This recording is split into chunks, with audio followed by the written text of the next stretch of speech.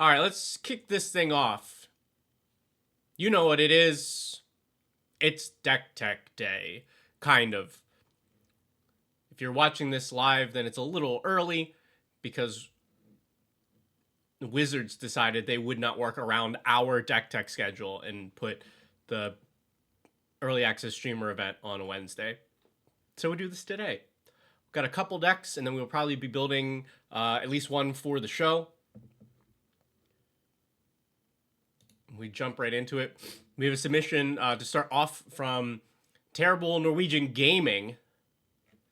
This is the partner pair of Ludovic, Necro Alchemist, and Sidar Kondo of Jumora. So we have every color but black. Ludovic is just like basic 3-mana 1/4, but at each player's end step, that player draws a card if somebody other than you lost life.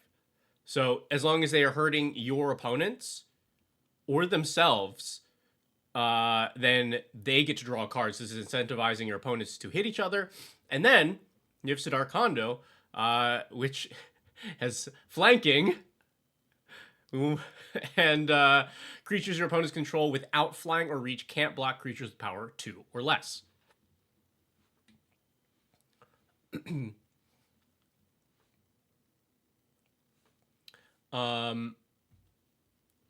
Terrible Norwegian Gaming said, I want the typical top-down analyze and thought of the cards. Want to keep it bracket 2, and most of the interaction fits the theme that we have here, and you'll see the theme in a moment.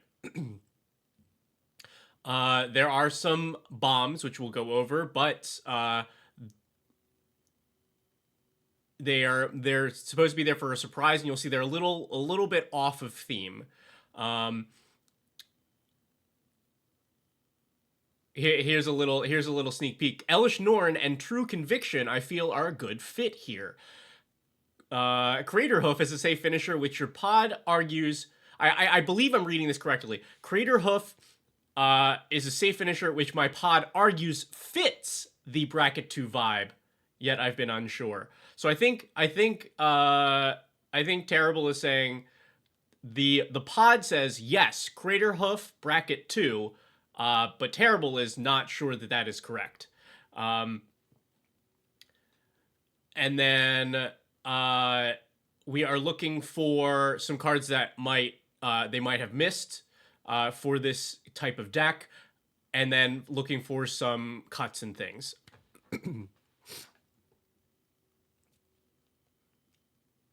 Oh yeah, Twilight. Definitely submit for next week.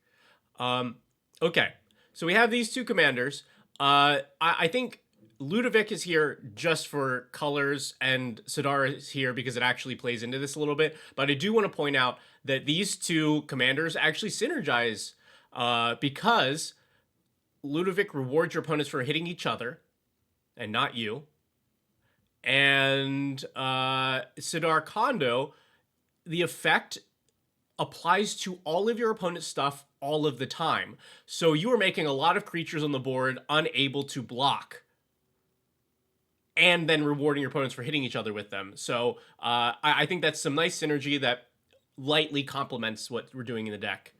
And yes, thank you everybody. Thank you Soy for the resub. Hello Matty Cakes. Thank you. All right, everybody. We get to start off on one of my favorite feat of the 2 feat that I have, and it's a morph deck. It's a face down creatures deck. So any creatures that you play face down, whether it's morph or megamorph or disguise, those are 2/2 creatures, and therefore unblockable thanks to Sidar Kondo. We've committed very hard to face down creatures. There are only a few that don't. Actually, I think this is a little big. I'm gonna shrink this down a little bit.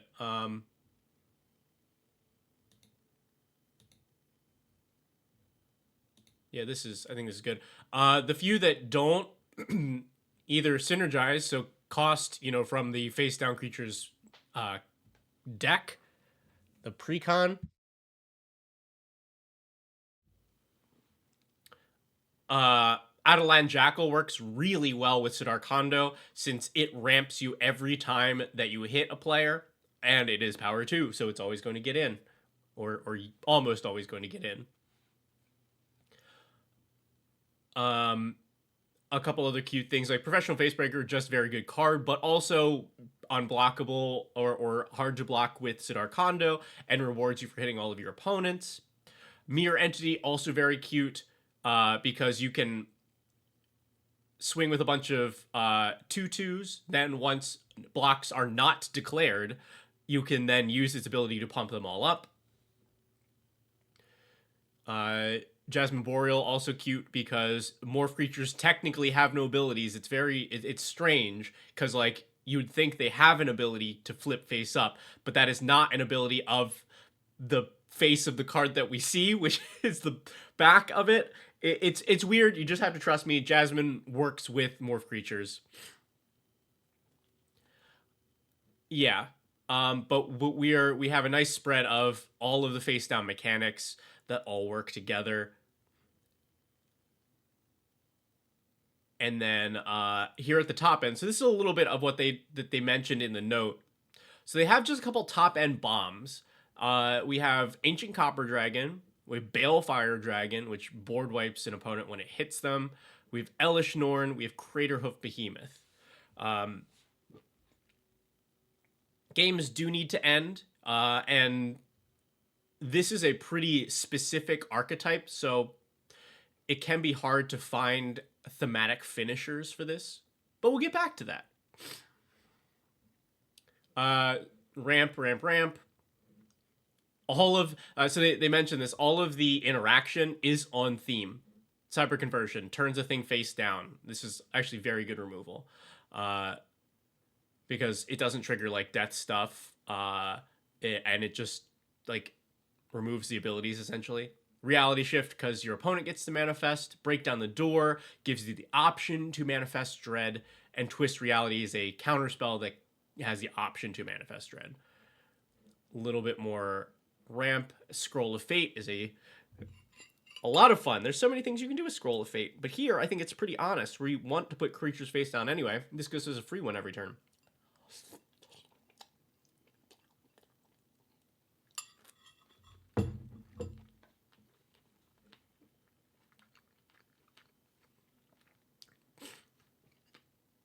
Glass Geo, thank you so much.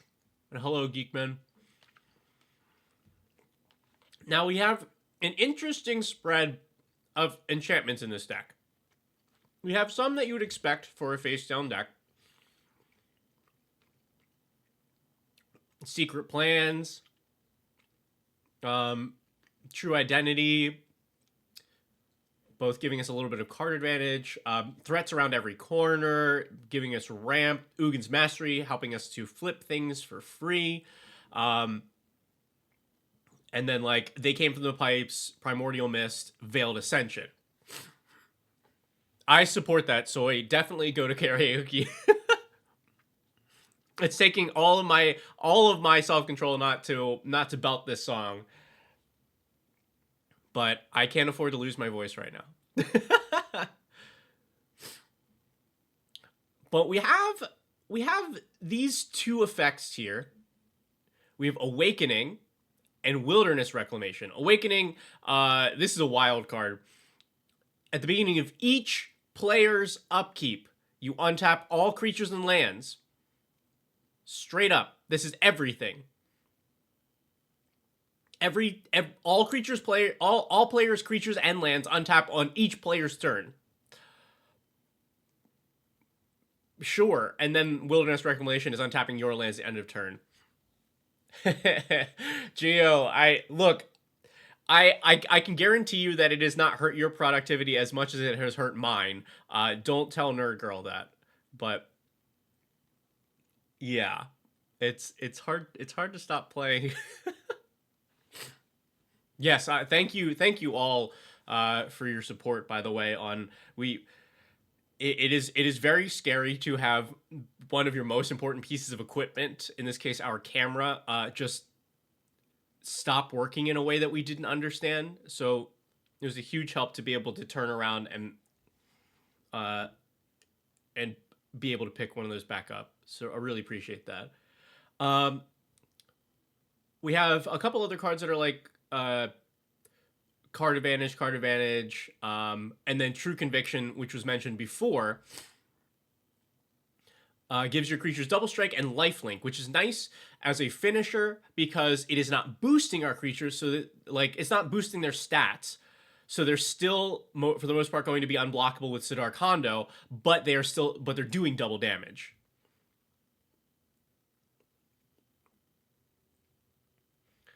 And then we have 36 lands if you count MDFCs. And then they mentioned here are 2 good cards in the sideboard that would be great for the deck. They just don't own these, so we won't talk about them. They are obviously cards that you would include if you own them. All right. I love face down creature stuff. That's very nostalgic for me because this mechanic first debuted when I started playing Magic, and there's a lot of weird rule stuff that goes along with it, and it's gotten steady support, but has always been janky. Like, face down has never been good. Like, never been powerful.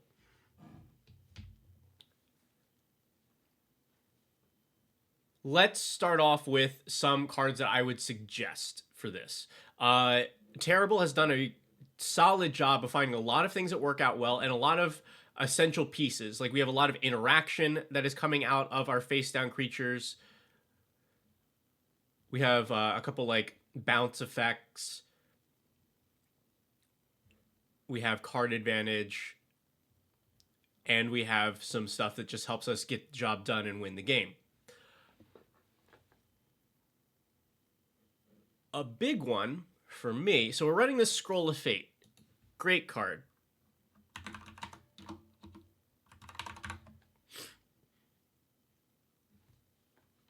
How do I spell this?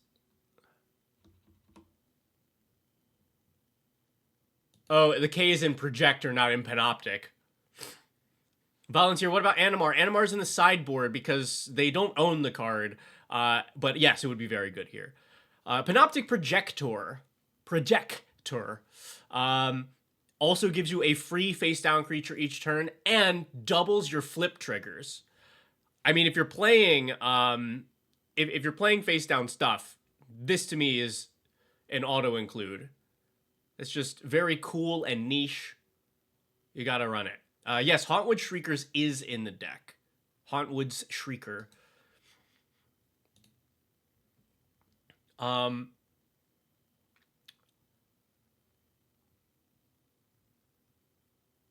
Okay, so that one was like, okay, this is just one that you include. So let's talk. We're in bracket 2. So some of these are a little tricky. I'm going to show you a card that would be really good here, but depending on your setup, you may not want to run this. Eudora Gravegardener. If one of your creatures dies, you return it face down as a forest. It is not a creature. However, if that creature has a morph or disguise ability, you can still use it to flip it face up. So your creatures kind of never die. The only thing to be careful of here is this card can go infinite with some stuff. But I don't think those cards are here. And I think I just like this. This is a cool interaction.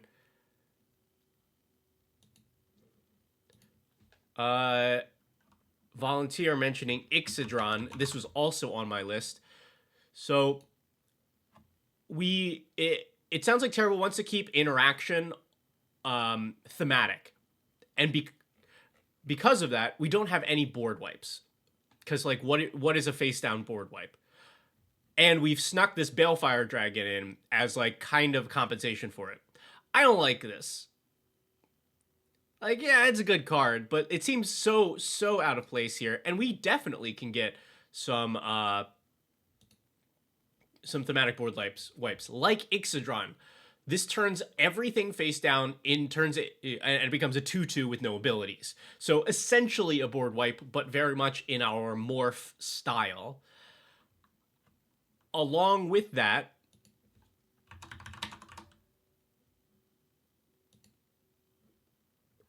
Illithid Harvester. So the adventure can tap a bunch of creatures and stun them, and then when you play it, you return any number of tapped creatures face down. So same thing, you've turned your opponent's good creatures into 2/2s with no abilities, but you also get the chance to reset a bunch of yours because you can target your own stuff as long as it's tapped, flip it back face down, and now you can use that ability again when you want.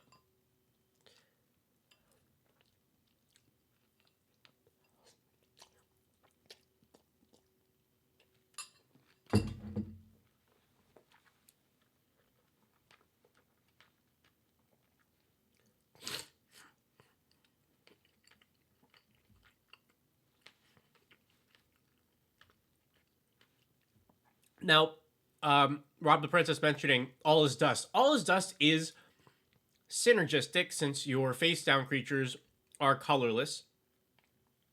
But to me, like, you could run it here for sure. I think this deck wants to be constantly like flipping up and flipping down. And so these are pretty clean and are things that you would want all the time. And that one is a little more situational, even though it is powerful. Dogboy is a good question. Would airbending work with morph? Not the way that you want it to.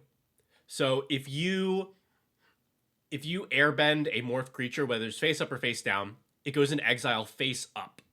And airbending gives it an alternate cost so that you can play it from exile. So if you want to recast an airbent creature or spell, you must pay the airbending cost, which casts it as the front of the card. So you would never be able to put it face down using that.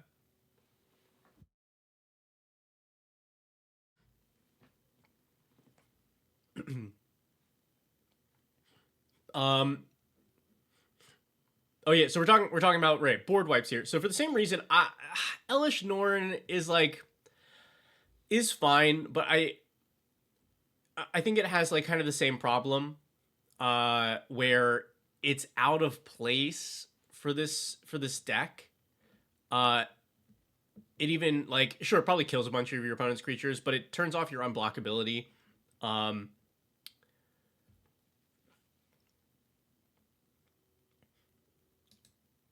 Me personally, I am cutting this card for more thematic board wipes, like Showstoppers something something, Showstop something, Show-stopping surprise. Instant speed. You choose a creature you control, turn it face up, and it deals damage equal to its power to each other creature. This does end up hitting your stuff a little bit.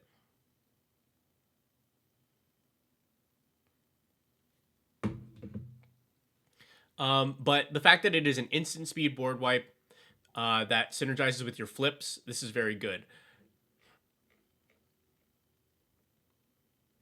Yeah. And Thousand Winds, also a good option. Now, so this, when you flip it, returns all of their tapped creatures to their owner's hands.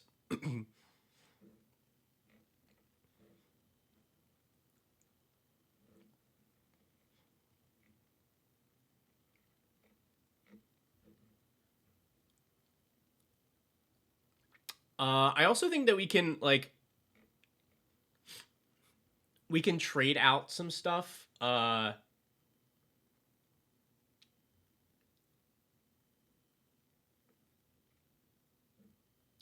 Let's also talk about these win conditions. So like Crater Hoof, yeah, we know this thing gets the job done.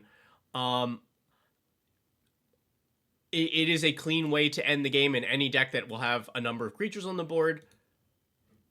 But can we do it morph style? Sort of. I really liked this option as a finisher. Mirror Weave. Each other creature becomes a copy of a non-legendary creature until end of turn. The reason I like this is you can swing with all of your 2/2s. Sidar says you will probably not be able to block these.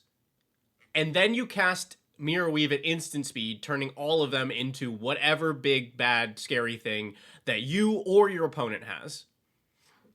And then this has extra utility of being another weird trick that you can use. It's a good way to like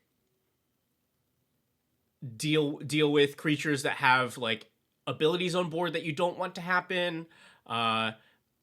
You can use it to have one of your opponents kill another opponent. It's this seems to synergize with the deck better. Is Craterhoof more powerful? Sure, but we all know that.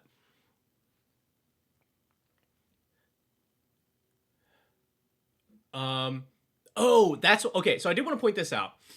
So 1,000 Winds, I do think should be in this deck. It returns all other tapped creatures to their owner's hands. It does work weirdly if we're running stuff like if we're running this Awakening, which I honestly I'm not sure what like I'm not sure about these choices for Awakening and Wilderness Reclamation. I assume the idea is you want to untap all of your lands constantly so you can then spend that mana to turn your things face up. I don't know that it's worth giving all of my opponents untaps on every turn. I feel like a lot of decks can use that better than we can here. We are just looking for a little extra mana. I would not run this. The Wilderness Reclamation, a little bit different because it's only affecting us. But it feels like we have better ways to get our things flipped up. Like, without having to pay this 4 mana for this. Like, we have a lot of ways that we're cheating those. I think I would be off of that. Zamon's Hypothesis. Yeah, I'm trying to remember exactly how this works.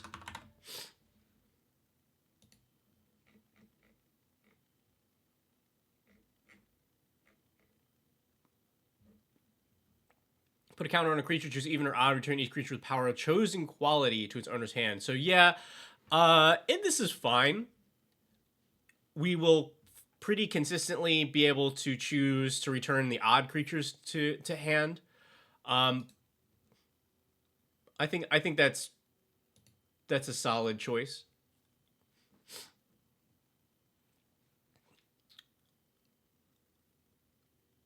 What else did I have here? Oh, right, because if we want to cheat costs, I was so sad that I whenever I wanted to build a face down creatures deck, I could never run this card because the commanders did not support red, and then they came out with this precon, and it made me very happy. But yeah, Skirk Alarmus, big fan. Like, cheap but bad sneak attack for face down creatures.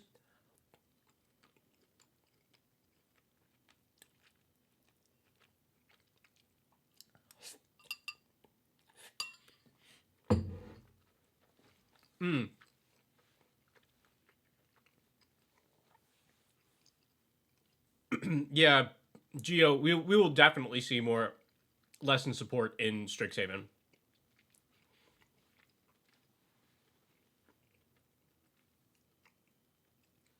I'm wondering exactly how, but like I wonder if they bring Learn back.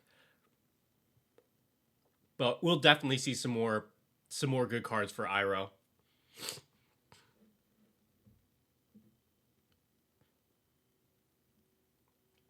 All right, let's get into some of the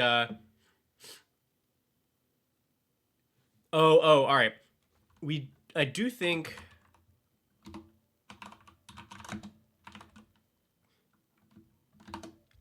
Spearmint 12.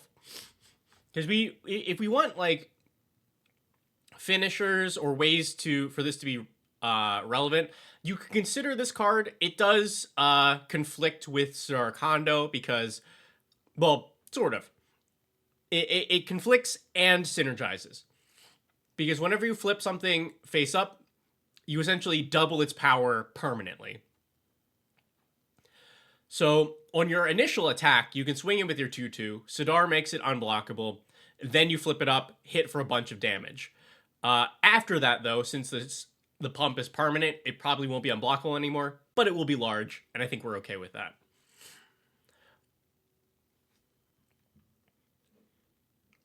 I'm going to introduce one card, and then I will tell you one card to not add.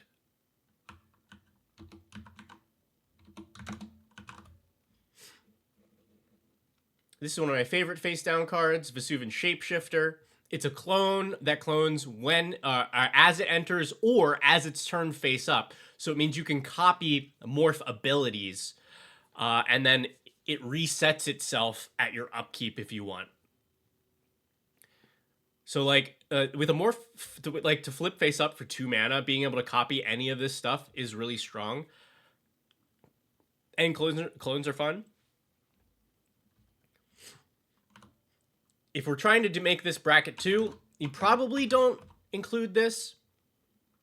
This is the one time that face down stuff was super busted in Constructed. I mean, I guess there was like one other deck that if Nerd Girl is in chat, she will bring up. But this is the Pickles combo. If you have Brine Elemental on the board, you can have each opponent skip their untap step, and then just continue to copy it with Vesuvian Shapeshifter every turn so that nobody ever untaps again. Like, that was standard viable at one point. Hi, Arpeggio. But yeah, I think that would not be particularly bracket 2 friendly.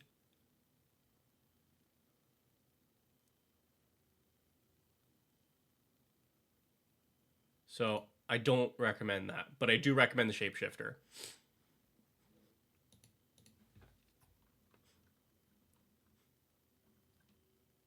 I have 2 that are for fun. I don't think they're particularly good, but I like to run them in my morph decks because they're a good time. One is Fortune Thief.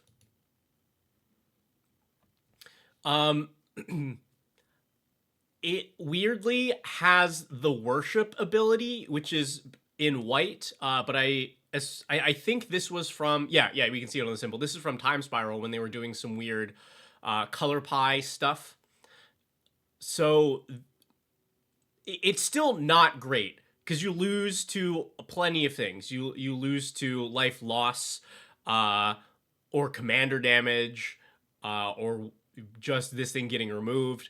But the fun moments that this has made for me in the game is worth it to me. But I don't think that's an auto include. And then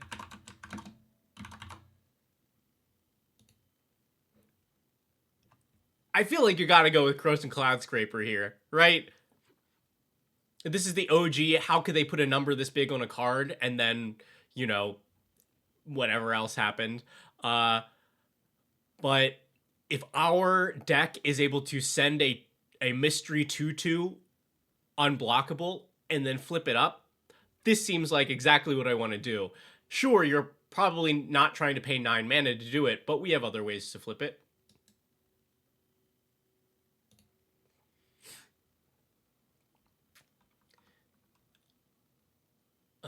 Okay. Oh, the other two that I was surprised to not see here, because we have almost everything,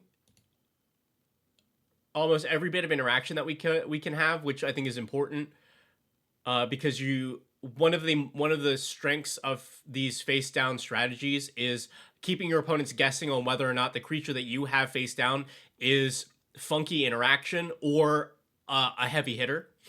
Cadenus Silencer is 2 mana flip up to counter all abilities your opponents control. That's so specific and tricky.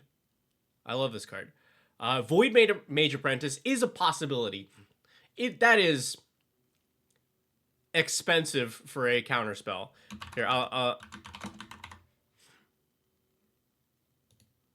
Void Mage Apprentice, it costs 4 mana to flip to counter a spell. I don't think this is an auto-include, but to me, this type of thing is. This can counter one big ETB. This can be like, oh, my opponent, like, sacked a bunch of stuff, and they have, like, 10 Blood Artist triggers on the stack or something, and you go, great, cool, counter all of them. You know? And then the other one...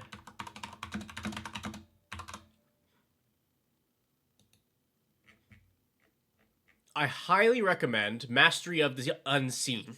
This one seems pretty mid at first glance. So whenever permanent you control is turned face up, you gain a life for each creature you control, and you can pay 4 to manifest the top card of your library. The big thing that I found with Morph decks is, since you're playing a lot of really suboptimal statted creatures, you constantly have to make a decision. Do I want to block? Do I want to chump with my 2/2 that I paid 3 mana for, that has something relevant on the other side that I can't do right now? Or do I want to take damage to try and keep my stuff on the board? This did so much to help out my my Morph decks by giving me a way to bolster my life total in a way that is synergistic. Like, it ended up doing a lot more than I thought every time that I saw it.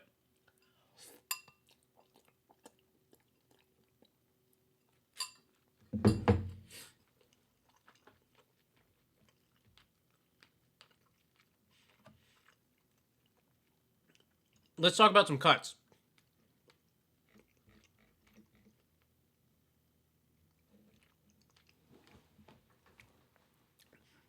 I would drop this Ancient Copper Dragon. I don't know why this is here.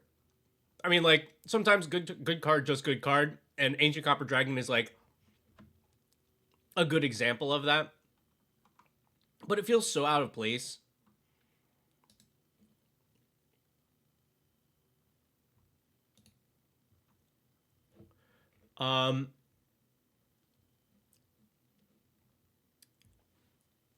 Fear of Imposters, it is somewhat thematic, because it enters your counter spell and the controller manifests dread. This card is not good.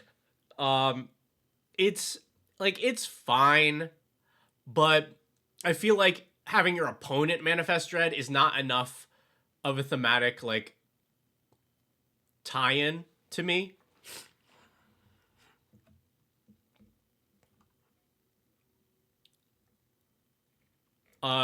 So to me, I cut Fear of Imposters, and for the same reason, I cut Twist Reality. Like, we just don't want to be paying this mana to counter a spell or to manifest dread. This is like it's just too bad. Like, for 3 mana, it's too bad effects. And, like, sure, it cuts back on our counter magic, but, like, this deck is oops all tricks. Like, that's what Morph is. So I don't think you need general counter spells. You either get it through your Morph creatures or you're interacting in other ways. I think I cut Mistfire Weaver here. This is just a bad rate for this. Hexproof on a creature for 3 mana. I don't think it's worth it to have, like, one of this trick in here. Oh yeah, volunteer. Panoptic Projector was my first add to this deck. All right. Primordial Mist. This is just a play experience thing. So this is totally on theme. You manifest at your end step, and you can exile face down permanents to be able to play them this turn.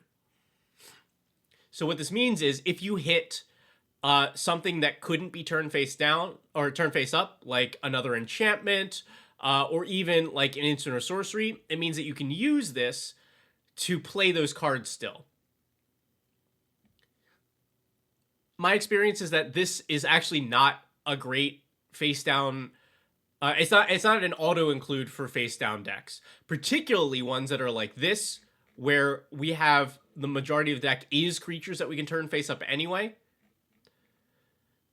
This is much better in decks that end up putting non-creatures face down for some reason. Like Etrata is a good example of that. Or I think this in this deck, right? Yeah, Vanifar. But it's never been quite worth it to me to spend 5 mana to get 1 manifest, and the second ability, like, you get 1 manifest every one of your turns, but that's still not great. You've spent 5 mana for a 2/2 initially, and then the second ability, even though it seems cool, works out much less than you think if you're building the deck this way. We already cut the Awakening. Yeah, okay, and I cut the Elish Norn. What do you all think? Do you consider Elish Norn, the OG Elish Norn, to be a bracket 2 card? Because, certainly not a game changer. But the thing that it does can shut down a lot of decks. But it is also 7 mana. I typically will not play it in my bracket 2 decks, but I don't think that's a hard rule. That's just a personal preference.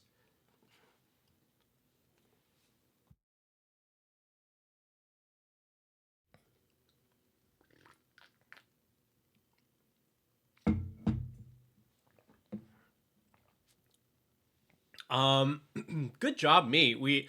I actually didn't count out exactly how many things I was adding and cutting, but we are still exactly 100 by accident.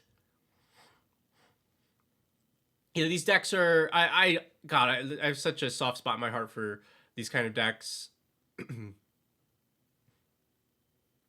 Is Norn on par with Crater Hoof or more powerful? I think on par.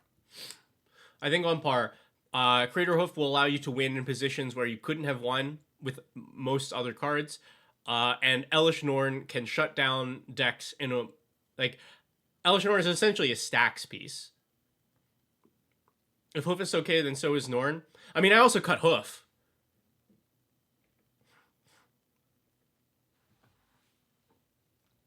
Like, those are 2 cards that I personally do not put in my bracket 2 decks. But I think that's because bracket 2, in addition to the restrictions that are like that are on the guidelines, for me personally, bracket 2 is also the place where you play less staples, so that you can highlight other fun niche cards.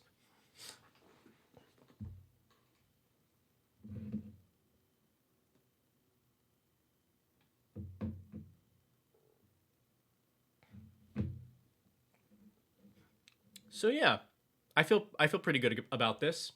Trying to think if there's anything else that I had on my notes.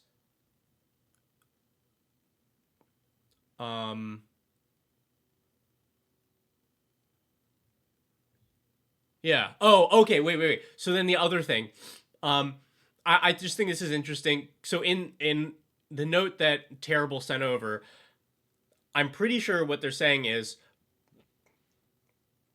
their play group finds Crater Hoof to be bracket 2 vibes. but they are not sure. So I don't know how you all feel about that too.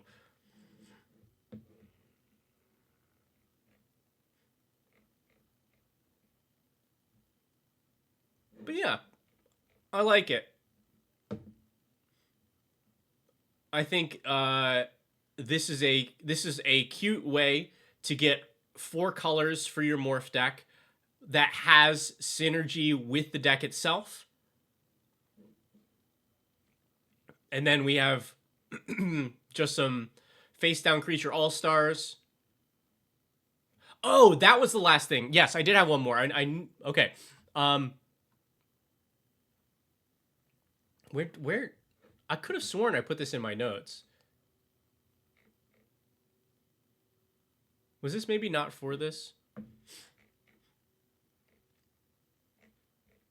Yeah. Oh, okay. So this is for this. I just have this note for multiple decks. So for this one, I would cut or I would replace all of this ramp with 1 mana dorks. You can run birds here. You can run noble hierarch. You can run like Avacyn's Pilgrim, because playing a dork on turn 1 means that you can play a face down creature for 3 mana on turn 2. Ramping on turn 2, much less useful for this deck. So like, are these fine? Absolutely. But if you can replace them with 1 mana dorks, I think this deck runs a lot smoother. Cool. That's what I got for this. I got hit with a Vorinclex in a Bracket 2 pod. That the mana one. Well, okay, wait, was it while Vorinclex was still on the Game Changer list? Because only just recently did it come off of the Game Changer list, right? Right? Or do I have that correct? Yeah. Um was it before? Because if it was before, then that person is a jerk because they misrepresented their deck. After it got off the Game Changers list, yeah, yeah. I think honestly, Vorinclex, big Vorinclex, sits in that weird spot of like, this is a card that can certainly lead to some unfun moments in the game, but there are so many of those cards that I don't know if it is appropriate or worth it to try to add those things to the list. Like that's tough.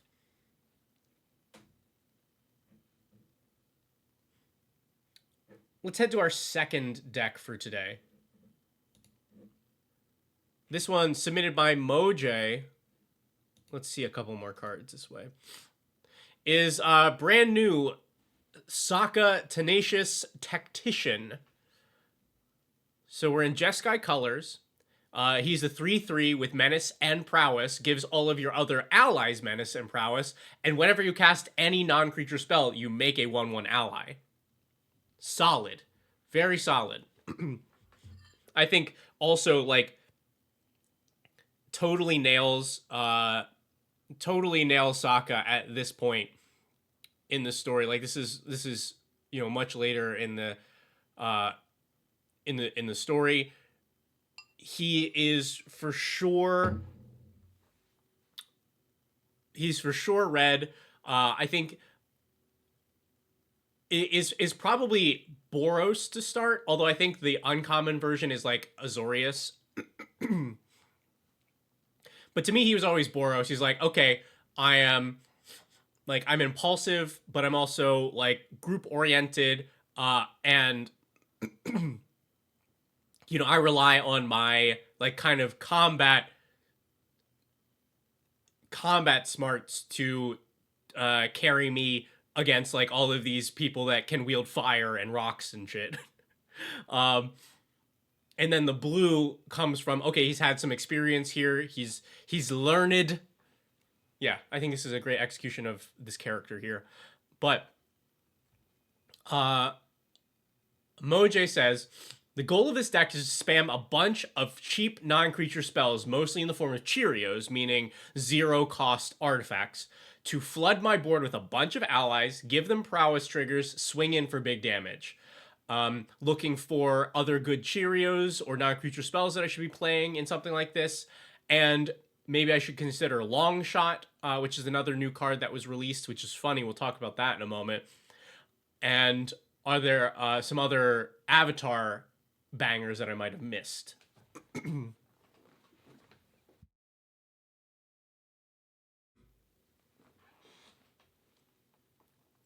Oh, and then they requested, please don't cut Katara Bending Prodigy, as she draws me many cards in this deck.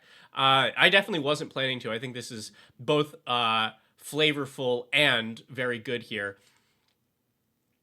If you saw the Avatar gameplay episode of Decked Out that we just put out, Katara is pretty solid in that too, even as, you know, draft uncommon. She got quite a few counters, and being able to convert any 6 creatures into a card draw at instant speed. Very good. Let's take a look at the list, and then we will go over what we do here. We're only running 7 creatures because Sokka wants non-creatures. We have Aang and Katara because we have to. We have to. And both of these Waterbend, which synergizes really well with Sokka. Because yes, you can tap any creatures or artifacts, and or artifacts to pay for Waterbending. So tokens are great for this. And then, you know, if we transform this Aang, then we start pumping up our board too. Emery is here because the majority of the deck is artifacts. So being able to cast those out of our graveyard for free because they cost nothing already is pretty solid. Bria is like Sokka 2, giving all of our stuff prowess, and that does stack. So if you have both of them on the board, they will get double prowess, so +2/+2 every time you cast a non-creature. And the unblockable guarantees that we get that damage through. Joyra is here because we're playing Cheerios. Again, most of the cards in this deck are artifacts, so they will trigger her draw ability. Narset Enlightened Exile. Again, prowess stacks. And then this has an additional, like, kind of relevant ability. And then Katara, this is another really good way to use our creatures to pump our other creatures for lethal damage. Cool, I'm on board with all of these. We have some sorceries. We have, you know, anything that we can cast for essentially free is good here. So Strike It Rich repays for itself. We also have just some generic card draw, since that is a thing that will be very important for this deck. Yeah, card draw. We have some, like, Kindred support as well. The Distant Melody cares about how many creatures we have that share a type. For the Emperor, gives us a white style, like, pump everything and swing. And everything comes to dust. We can convoke this pretty much for free. The allies are, excuse me, are white, so they can be used to pay for this entire cost. And then we just exile the board. You do have to be careful because this will also exile all of your artifacts. Dance with Calamity is very cute here. We've been mentioning it many, many times. The majority of this deck are very cheap cost artifacts. So being able to rip this for a ton of spells is pretty strong and consistent. We have some basic interaction here. I definitely should have picked up a commander bundle if I'd been paying more attention. That I know that we are going to have to get many, many copies of these cards, both for me and for Nerd Girl. Because I think those are the only ways that you can get these. I don't even know if they're in the collector boosters. All right, and then here's our Cheerios, sort of.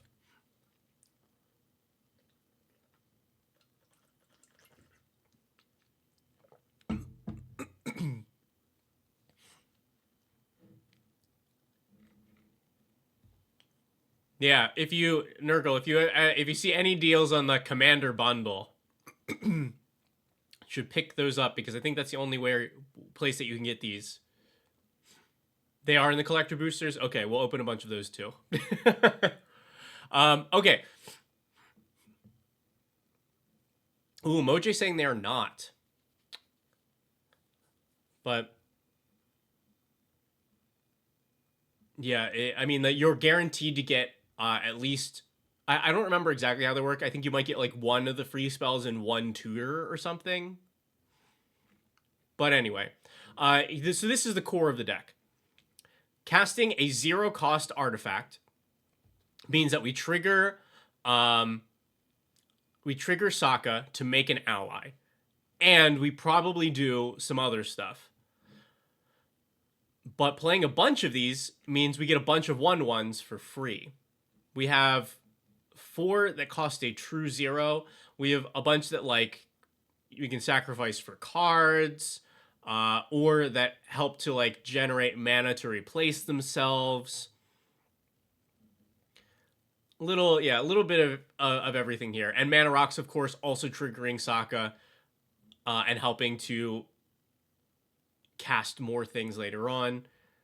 Uthros also helps us with this issue, because if we're going to have a bunch of things that cost very little but don't do much on the board, if we don't have something like Uthros or Joyra, then we just play our whole hand out and have nothing. So it's these are essential pieces to this deck.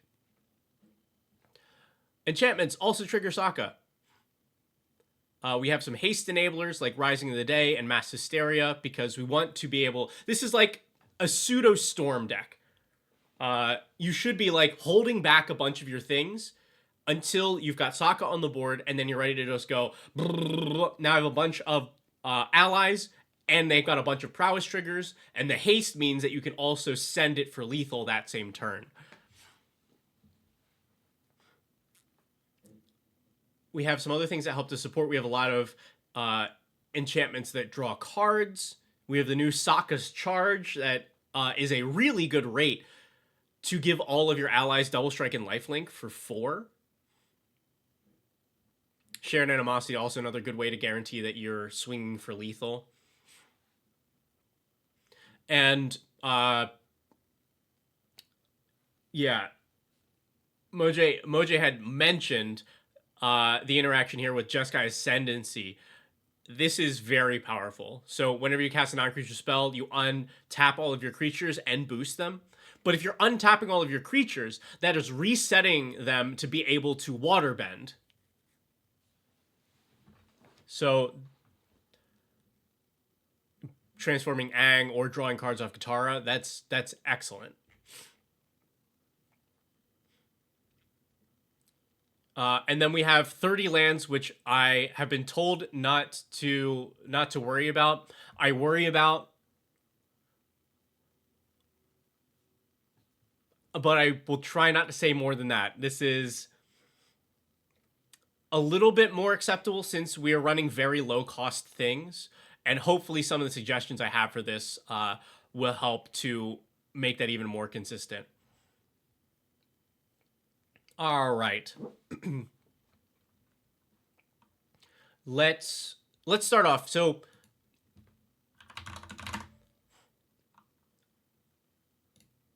Moj mentioned this card from Avatar, Longshot Rebel Bowman. It's a 3/3 for 4 mana. Non-creature spells you cast cost 1 less to cast, and whenever you cast a non-creature spell, it deals 2 damage to each opponent.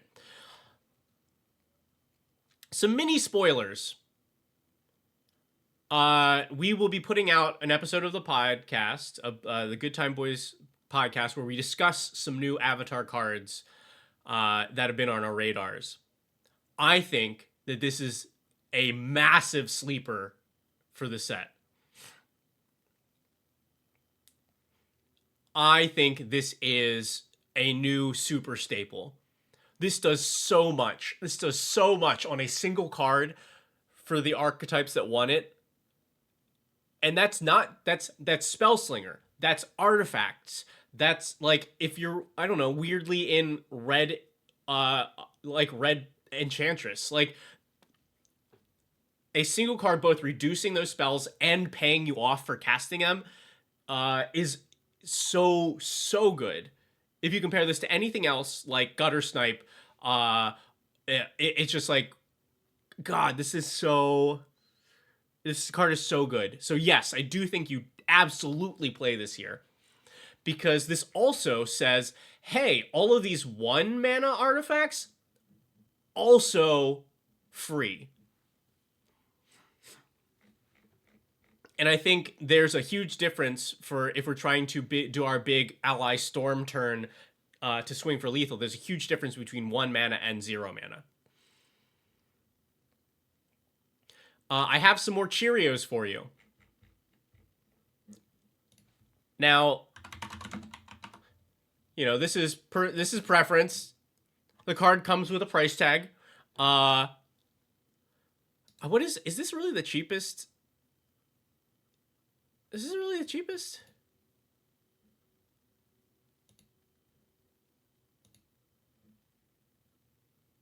Wow, okay, yeah, it's... So...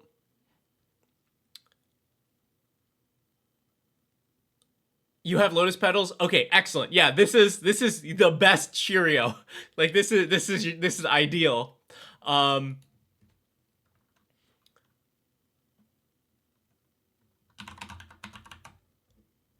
How about a spell book? We're already, like, we have the potential, especially with like Joyra and Uthros, to draw a ton of cards. Yeah, spellbook. I think excellent here. So good.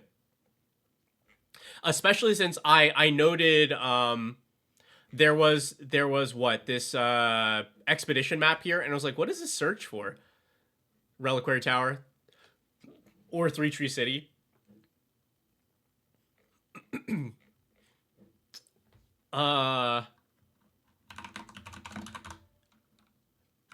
Paradise Mantle, also a good Cheerio, because you can hold on to this and have it be a 0-cost artifact, or you can play it early and just turn something into a mana dork.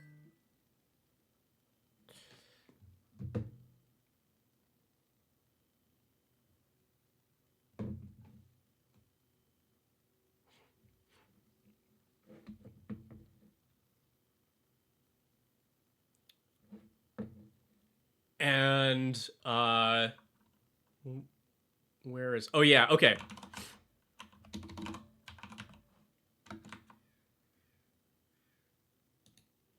Check this baby out. I don't think this has been reprinted since Ice Age, right? Yeah, it's like a single printing from Ice Age. So this...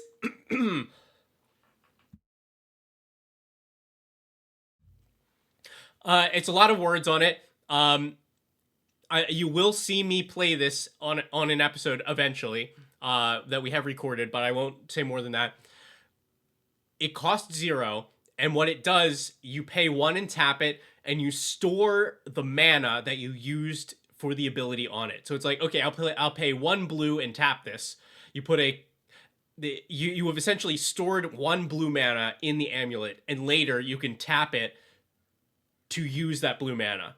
So it's like a weird little mana rock that's not great, but it does cost 0, and like Paradise Mantle, is fine if you want to play this early, because you can go like turn 1, play a land, play Jeweled Amulet, store a mana in the amulet. On the next turn, you now have 3 mana to work with if you play a land. It's a funky little guy, but I think it works great here.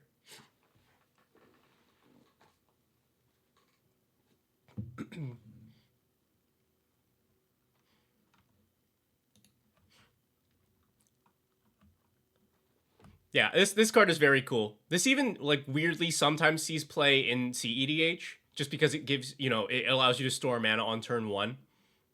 But I think this is a cool card that has a great home here. All right, so this is the only true 0-cost cards that I put on my list. How about this, though? I love a good Pentad Prism. This costs 2 mana. However, it enters with a charge counter for each color that you spent to cast it, so probably 2, and then you can remove those counters to make mana. So it is mana neutral because it pays for itself as long as you pay 2 different colors of mana. So it's totally fine. It is essentially a 0 cost spell that triggers Sokka. But it does the same thing that we've been talking about with Jeweled Amulet and Paradise Mantle, is it allows you to play it early if you want to have more mana on the following turn. You can play this turn 2, make 2 mana, you untap on turn 3 with 5 mana to spend on that turn. Or you just hang on to it until your big Sokka Storm turn.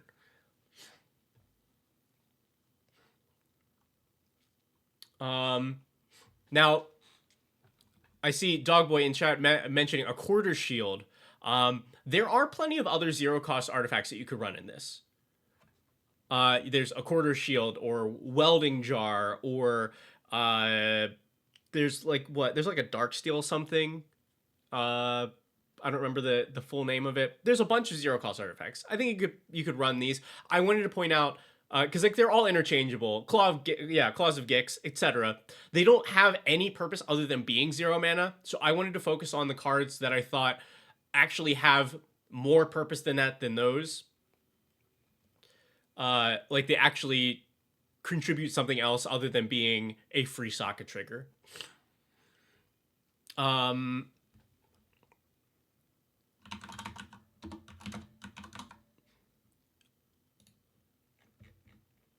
You also can be running the cards that pay for themselves. Frantic Search, Snap. Since you come out mana neutral and they are a Sokka trigger. Yeah, you could also be running like Mox Amber, Mox Opal, but I don't typically recommend those for, unless we're dedicated like bracket 3 or 4 or up.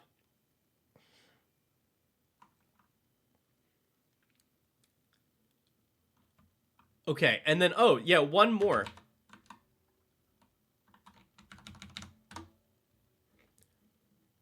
Get Taxium Probe. Can be no mana. Usually is no mana. And cantrips. Yeah. Card's good. Now in that vein, you could also run like Gut Shot.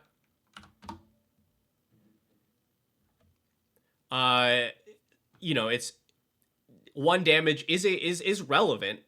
It's not incredible, but it is a free Sokka trigger, and 1 damage can do something. So there's some Cheerios that I have, or Cheerios adjacent cards. I do have some suggestions, though, on cards that I think work really nicely here. Because as far as I can tell, the strategy is you need Sokka on the board, and then you do your Storm off. That can also, like, you have some other payoffs for Cheeriosing, but not a ton, because we don't want to have a ton of creatures here. I think Narset is not as good as you want it to be here. I would instead be running something like,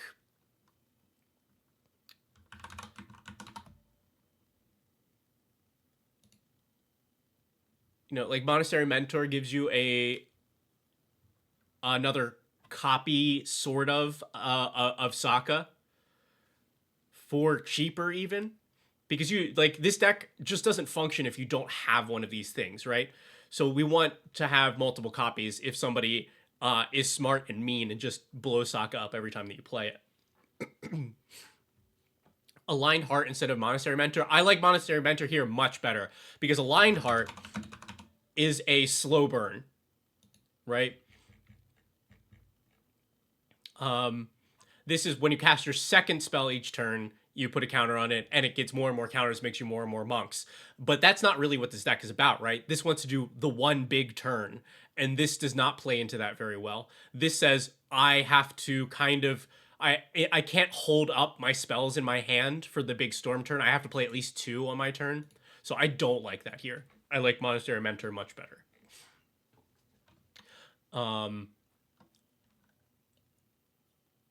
Did I have... I had like something else on those. Oh, yeah. Saheeli Artificer. Cast a non-creature, make a 1/1. Because that is the core of what this deck wants to do. It needs to be able to make a bunch of creatures by casting your Cheerios. So I would want all of these copies. Do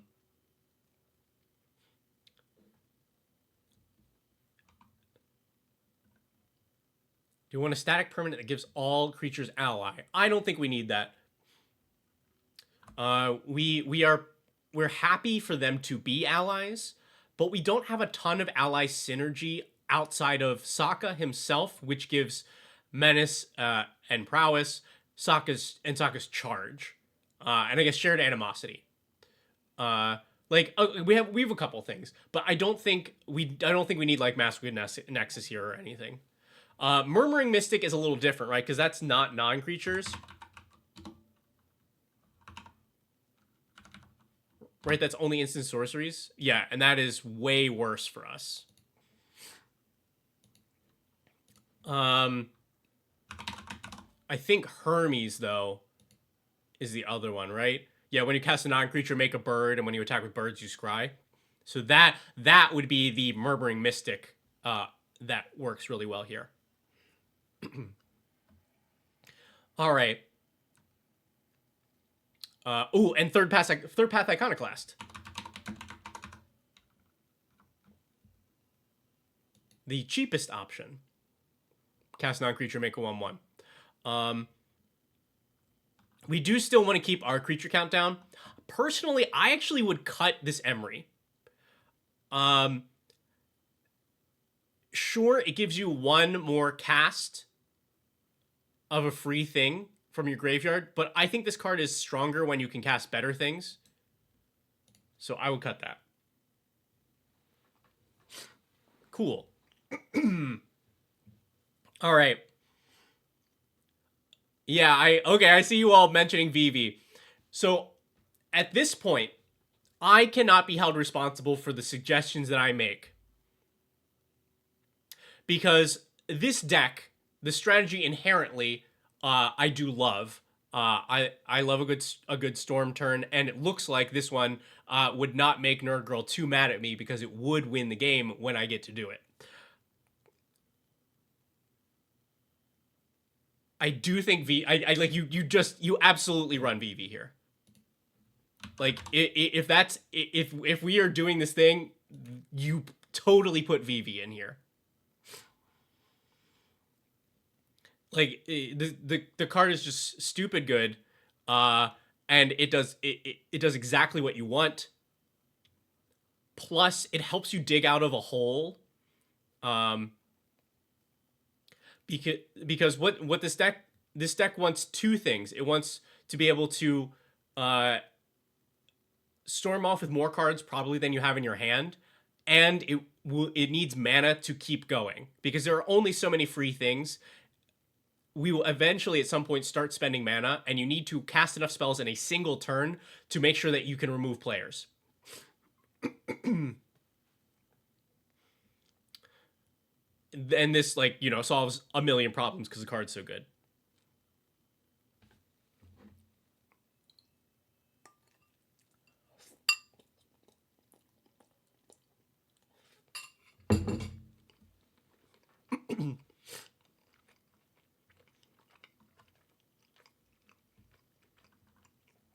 But now I'm going to give you some more tools that will make your turn last much, much longer, but significantly increase the likelihood that you win.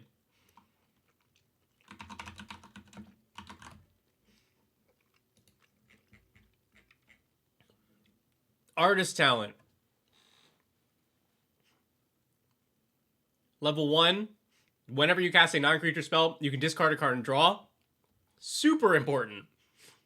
Super important because once we start the storm turn, every extra land that we draw hurts. Everything that we don't want to be casting, hurts. This allows us to also filter our hand as we're casting our Cheerios.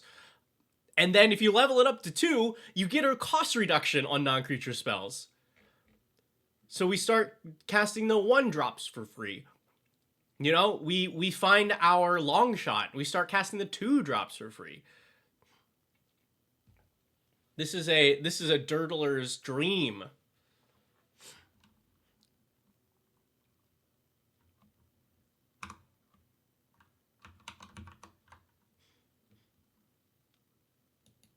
All right. Also, please play this card responsibly. Hurkyl's Recall. I think this deck benefits a ton from returning all of its artifacts to its hand so that it can replay them again.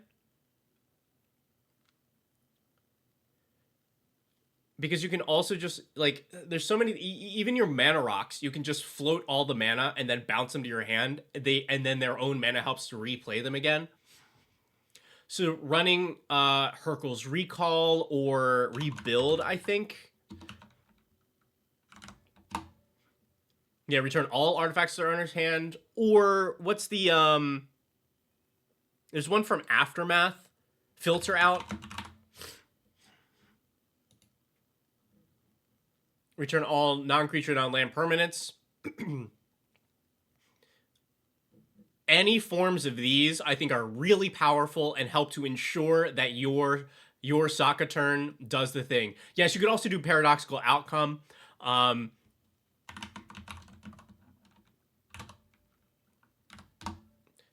Coming, of course, we get the Paradoxical Outcome suggestion from the Vintage player. Because this also draws you cards for everything that you returned.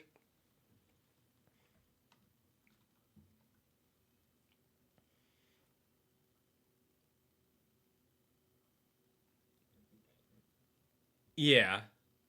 Yeah, oh yeah.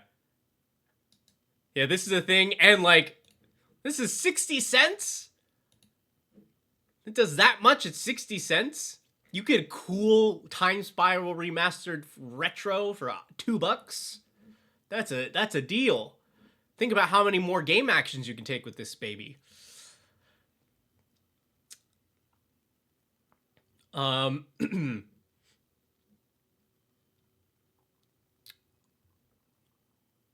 right, so we've pumped up a couple cards in this. Let's make a couple more cuts here. I get the thought to want stuff like Combat Tutorial, cut a deal in, because we really need cards, but I think these are bad here. I think you really don't want to be paying 3 mana for cards.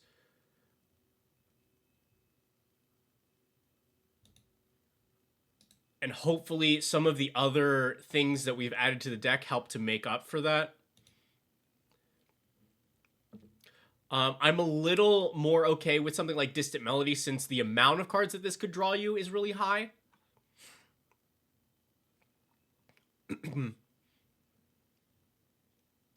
I would also cut this for the Emperor. I mean, sure, we are making a bunch of allies, but the buff is, not quite enough. And also, Sokka should just be doing it by himself. The prowess should be enough damage for us to remove at least 1 or 2 problematic players, if not ending the game totally.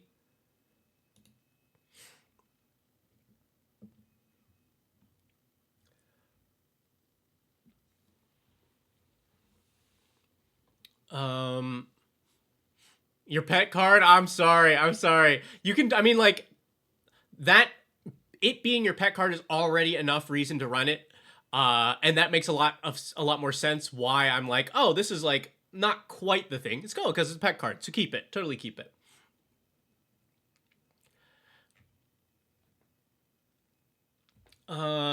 Let's see. Yeah. Oh, I would replace this generous gift with something cheaper and more specific. Like wear and tear, excellent removal here. Flexible, and you can cast it for minimal mana. So you can use this for the Sokka turn as well.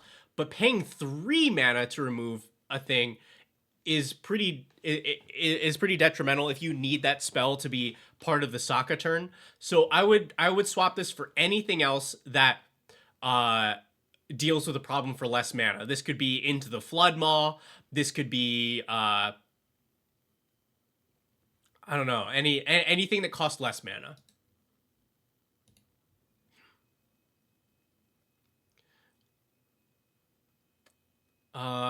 Yes. Cut the Squirrel Sword. I don't think this does anything.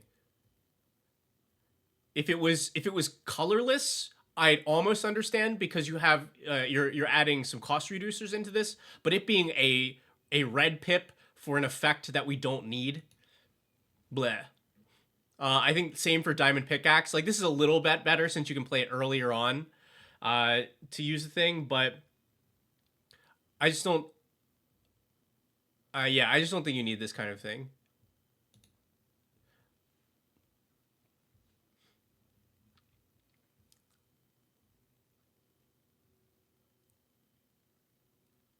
Let's see. What else did I have here? Oh yeah, some of this. I don't think you need combat research. Because it's not. I mean, it's not doing a ton for you, and we have so few creatures that like you're rarely going to have a good target for this early in the game, and then later in the game you don't care. I mean, like this would just be better as a cantrip at that point. Uh, Military intelligence, same thing. We rarely have more than one creature, except for when we do the big thing. So I don't think we need that. Waterbender Ascension, like I would say the same thing about this, but it's a cool avatar card, so I'm not as worried about swapping that out. I actually cut City on Fire here. I think this is overkill. Sure, you may have the dream of convoking it, but you don't make red creatures. You make white creatures. So you're still going to have to pay at least 3 mana for it. And I don't think that damage tripling, like, I feel like you should be able to kill them without that.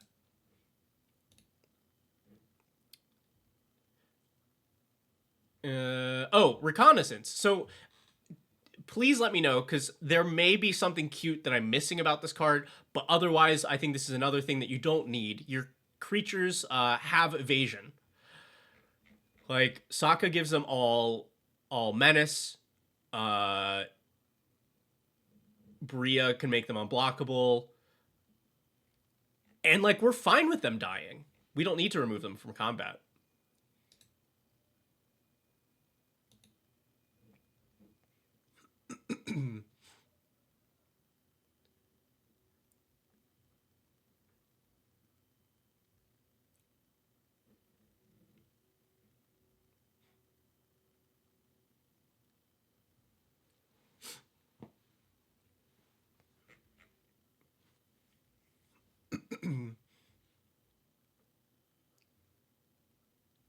Oh, recon? You like reconnaissance? I mean, yeah, but like, what does the chip damage matter? You know?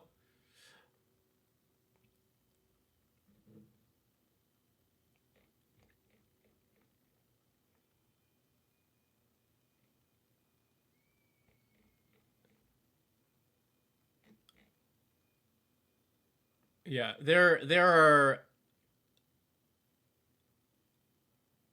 some cuts there.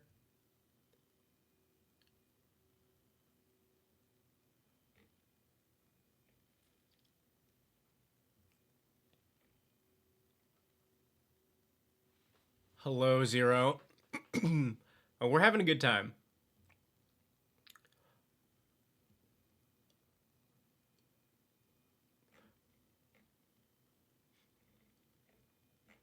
I do like the impact tremors here as like a way to like an alternate way to guarantee that you're getting damage in when you do the big Sokka turn. Um, you could consider replacing this with War Leader's Call or Perforos, but I think this is probably the best version. Maybe War Leader's Call. But this being only 2 mana, and really the important part is the damage. Like the extra anthem from War Leader's Call is not too important, since the prowess should be making up for everything on our turn anyway. oh, this though I have Frost Cliff Siege. This I just think is straight up better than Rising the Day in this deck, if not run both of them. You just always pick Teamer, or because it's haste and trample and +1. And on top of that, you have the option to turn it into a bad reconnaissance mission if you want. So that's very good. You have so few legendary creatures in this deck that Rising the Day does not do a whole lot.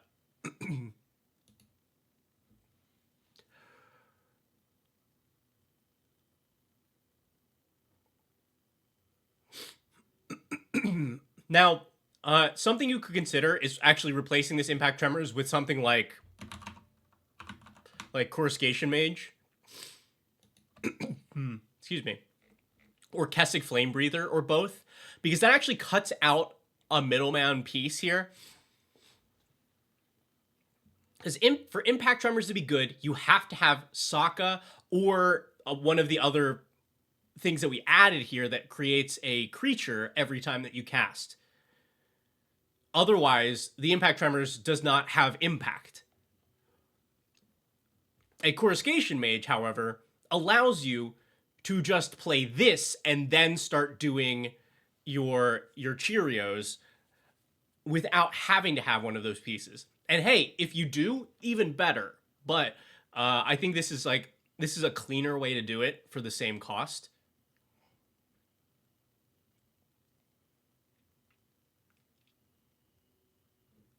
And yeah.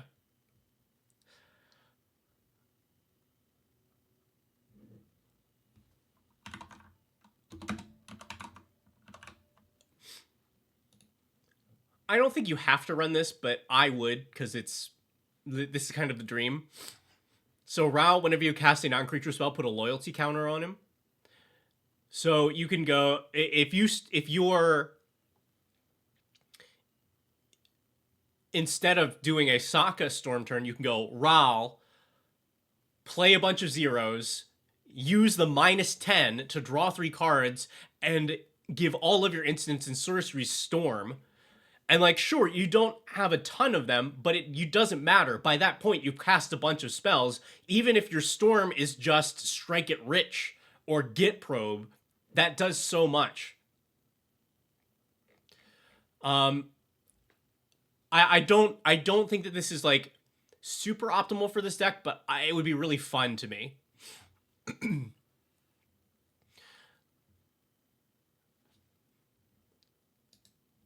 I see. Yeah, Dogboy's got the suggestion for Bergie, and I have another one that is in the same vein.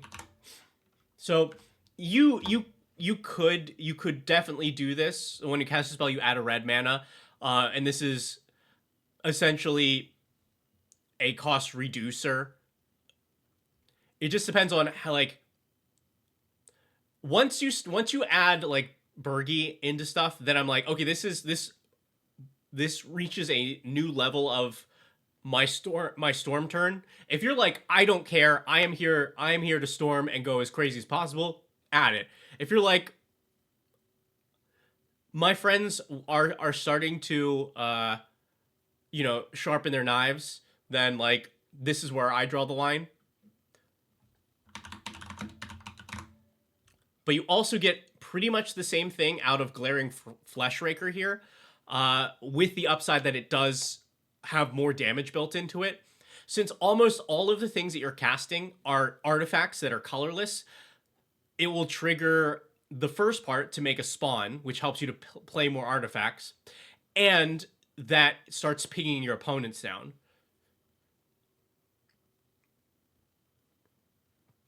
So those are two to consider for sure. I forgot that I had here's some other like options for. I don't think you need to run all of these. We mentioned before like the creatures that make stuff when you do non-creatures. There's also Kaikar, which is one of the better ones for this. I don't know why I didn't have this listed with the other stuff.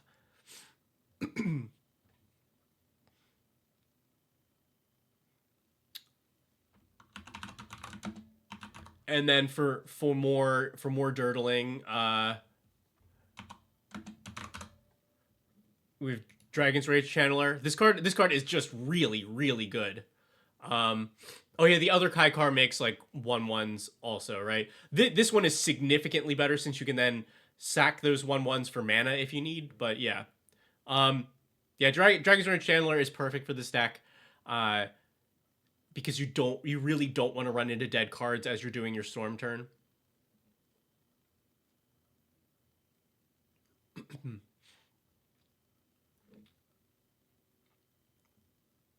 Now, you could also be running like rituals in this deck. Like Rite of Flame, Seething Song, etc.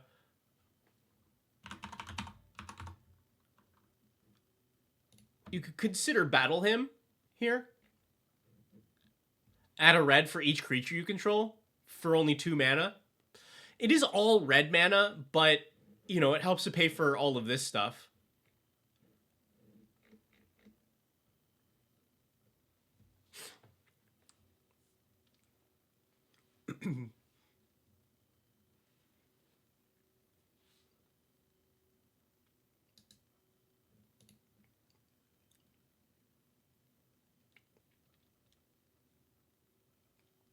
That is what I've got for you. The cuts are tough because balancing a deck like this can be pretty tricky. I don't think you need to run all of the things that were suggested here, but I think you definitely want to. The most important thing is adding a couple more copies of Make Creature when cast non-creature.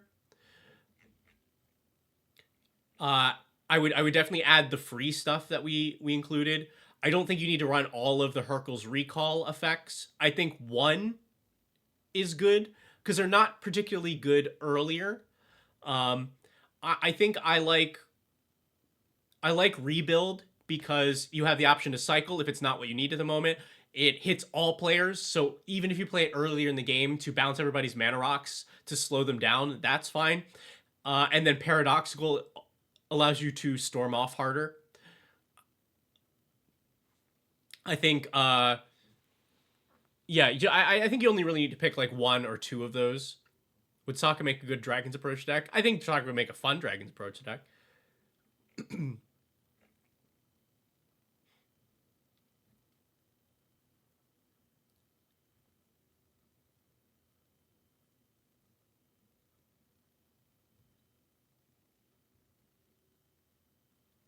Yeah. I think you could probably cut this reconnaissance mission too.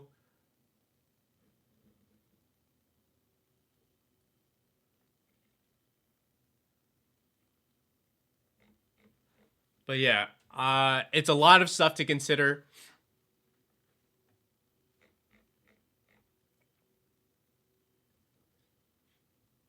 Let me see if I can. I'll do a quick one more, like once over to see what I would cut of the current list, but I'll still keep them in the sideboard.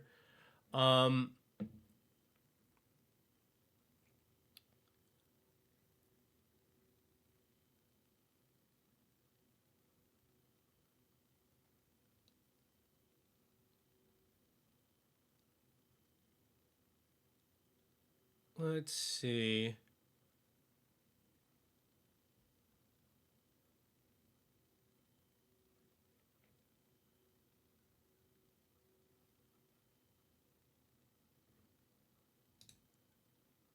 Yeah, the RAL is like that's for fun if you have fun the way that I do. I think Hermes is very good, but this is like better for a long grind.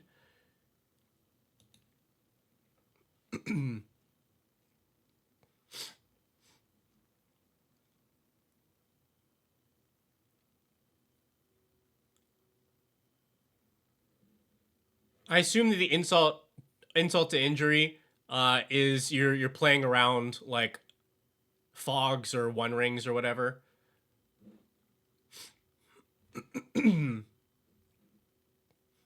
Let's drop Hercules and let's drop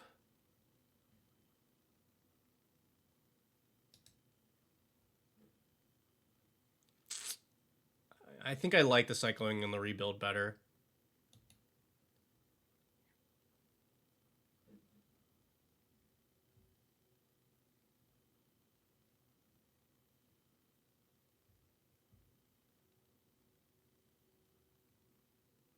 Oh, Spirit Water Revival? Yeah, I think this is great. I think this is ideal here. Being able to get yourself a new hand for 3, it's so good.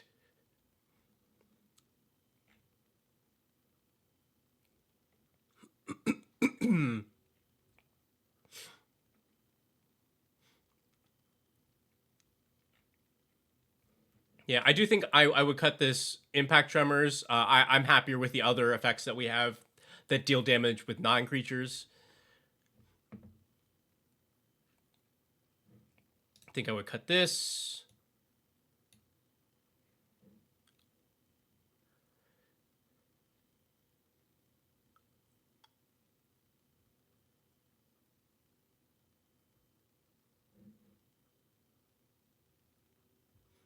I think in reality, like I would cut Sokka's charge, but like it's so flavorful that it's worth leaving in because it will make you happy.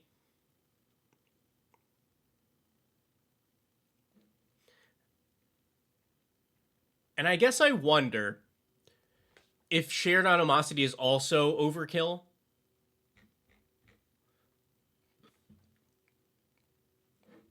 Hello, Professor. Because like my instinct is that the prowess should just get the job done, but that's hard to test. Yeah, like also the Waterbender Ascension, I think keep for flavor but cut for functionality. You just don't need this kind of effect for this.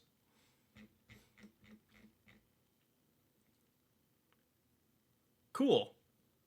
I'm excited for you to be playing this kind of deck that I have sort of retired from myself.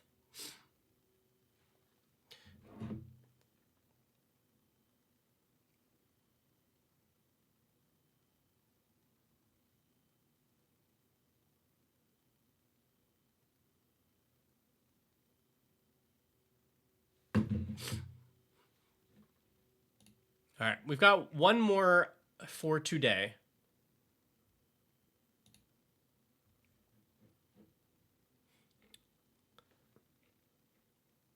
This was submitted by Wes and Saltboy, and whoo boy, it is Flubs.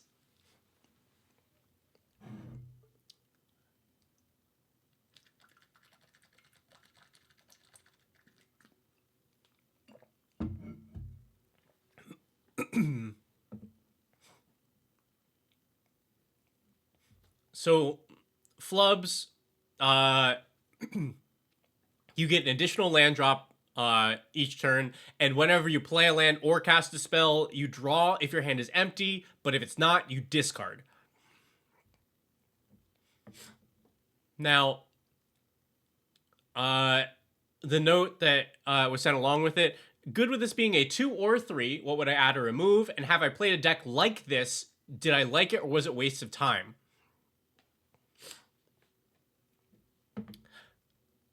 The reason they ask that is because this is a Slime Against Humanity deck. And Flubs is a pretty good Slime Against Humanity commander. Because, so Slime, when you cast it, you make an ooze with trample, and then you put counters on it equal to the number of Slime Against Humanity cards that are in your graveyard or exile +2. And you, of course, get any number of these cards. Flubs, very good at getting a bunch of cards into your graveyard. So we're doing slimes with flubs. So let's take a look, and then I'll talk about my experience playing this kind of deck, and what you could tweak here.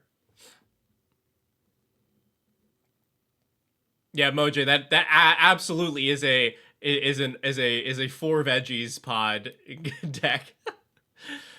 Okay, so we don't have many creatures because the majority of our creatures are coming from slimes. Construct allows you to play stuff that you've discarded. Azusa gives us more land drops, since we are likely, if we keep drawing off of flubs, we get stopped by the second or by the third land. Iruth is possibly the best card for a flubs deck, period, since all of your draws are turned into double impulse draw, which means that your hand will always stay empty. Flubs will continue to put more cards into exile with Iruth that you can play. It's good.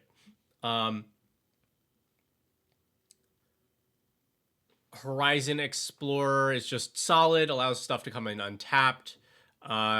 We are playing lands from our graveyard with Ice Till and Ramanap because we are probably discarding a bunch of them. Love to get some more mana off of extra stuff. Haste all of our things. More lands, more draws, evasion for our slimes, etc., etc. To complement our slimes as far as spells go, we have some ramp. We also have a Mizzix's Mastery, which does work really, really nicely with Slime Against Humanity, because you're exiling all those things, but slime counts copies of itself in exile. So each one that you resolve still counts every single slime. It's pretty good. A little bit of interaction. Okay, so we have some cost reducers because it's very nice if we can get our slimes reduced down. We have some tricks that only work with these cards that you can have multiples of in your deck, like Spellweaver Helix. You can exile 2 Slime Against Humanities from your graveyard. Even though they're in exile, they still get counted for your +1/+1 counters. And then when you play 1 slime, you also copy you copy a Slime Against Humanity, so it is essentially doubling every time that you play it. Locket of Yesterdays is also cute tech because this is an easy way to get your slimes to cost 1 mana because you only need 2 copies in your graveyard. Some more tricks. Pyromancer Ascension, another one that only works in this kind of deck because whenever you cast a spell or instant or sorcery with the same name as something in your graveyard, you put a counter on it. Once it's up to 2 or more quest counters, you just start copying those spells too. Yeah. Our other support here, more land drops, more flub stuff, abundance guarantees that we hit the things that we want to hit when we're drawing. Terra Symbiosis can draw so many cards with Slime Against Humanity. Oh, Harness the Storm also tech for specifically this kind of deck, since whenever you cast an instant sorcery from your hand, you can cast a card with the same name from your graveyard. Glacierwood Siege does double duty here because it can be playing lands from your graveyard, or it can be milling yourself every time that you cast a slime to put more slimes into your graveyard. And then we have the dream of an Arcane Bombardment or a 1,000-Year Storm on board to just like roll so many slimes. Okay. Here's my recommendation for a deck like this. Simply by its nature of having 27 of the same card in it, this will play the same, much more the same way than other decks will, just because the number of unique cards that you can get is much lower. That doesn't mean that it's not worth playing, and not that you and that you can't have a good time with it. But you should constantly be looking for upgrades or swaps. That is how I like to keep a deck like this fresh. You know, whether you're doing this or Dragon's Approach or whatever other thing, Relentless Rats, blah blah blah. Just keep looking for new ways to add new cards in to try out, because that is how you keep a deck like this interesting to you, the player. But definitely not a waste of time, because doing something like this is silly and fun. You have a goofy little commander, you have a goofy little strategy, and you have a lot of cards that you can only play in this deck that really accentuate that. So, like, I'm all for this. Let's talk about what we could do here.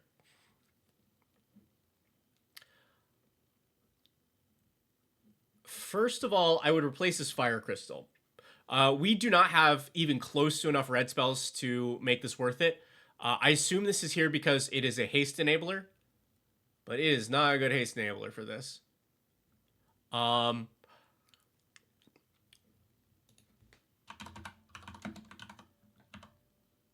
This could just be Temur Ascendancy to give our creatures haste and draw whenever we play a slime.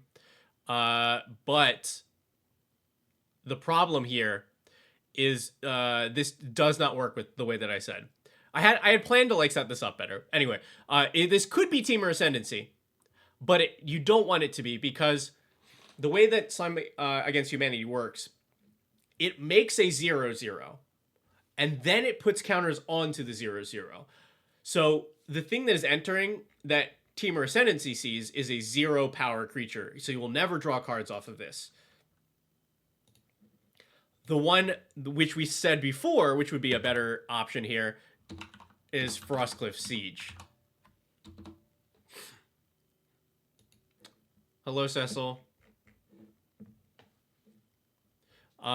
This is haste plus a little boost, and if we needed to, we could put it on Jeskai for some reason. But yes, definitely better than what we were doing before.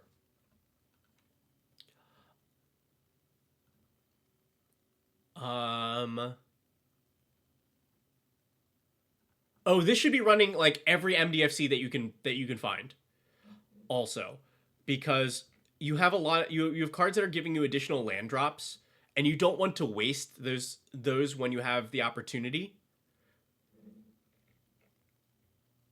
But sometimes you just need a spell. So I would run as many of the MDFCs as you could in this. I don't even care what they are. Like, the majority of them are reasonable for this. Yeah, Mersheep, Rift in the Wild is not good here because it only gives that to non-token things. And the majority of our stuff is token. Non-token creatures have Riot. Not good.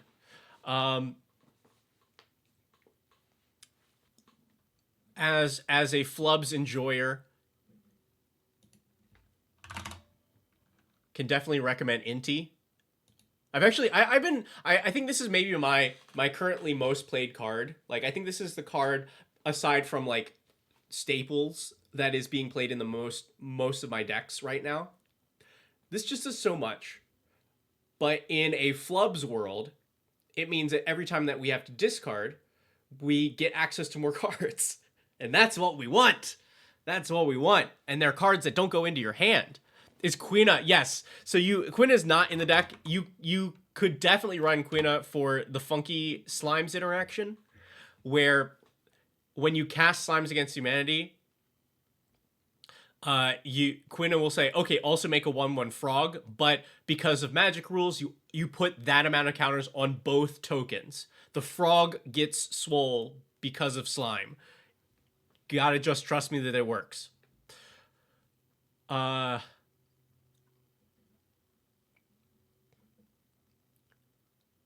Oh, so we have some of these effects like Ramanap Excavator and Ice Till, and we have like Crucible of Worlds to be able to play stuff from the graveyard. I think this version of that effect is much better for the deck. This is Walk-in Closet. Walk-in Closet / Forgotten Cellar. So for the same cost as those effects, you can play the Walk-in Closet side for 3, play lands from your graveyard. Great. But later on, you can unlock the Cellar and cast spells from your graveyard for the whole turn. So all of your slimes that are in the graveyard, and yeah, sure, it exiles them, but again, we don't care because slime counts exile. So I think this is a big upgrade to like Crucible of Worlds or Ramanap Excavator for sure.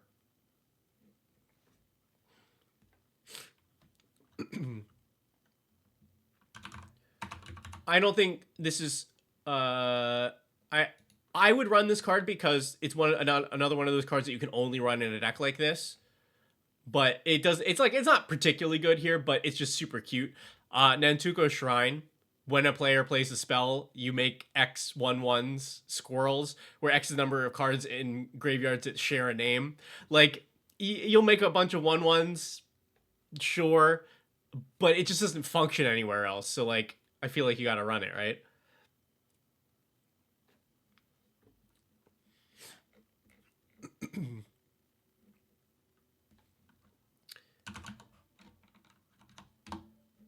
Six is busted here. This card is excellent for this deck.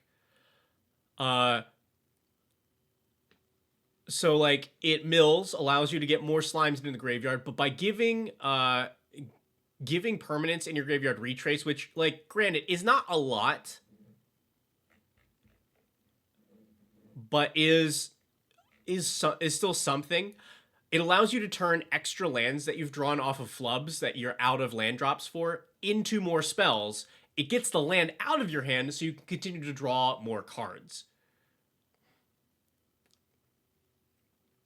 Even if this is like any other retrace thing, like I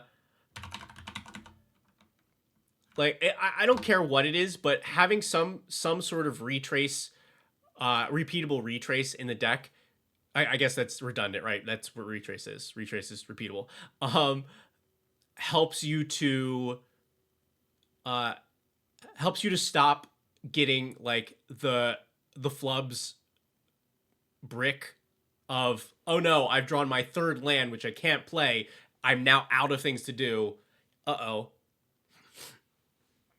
I mean, Iroh would be reasonable here. Lear would be cheaper. But I don't think you necessarily need something like that.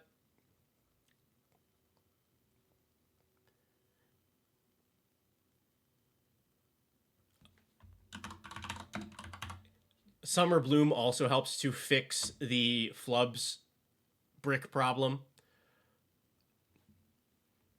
Like that to me has been the biggest struggle with flubs is you want to be running a bunch of lands because you get an additional land drop, but you really want to have a way to avoid the third land problem, or once you've run out of land drops. So I would totally be running Summer Bloom here.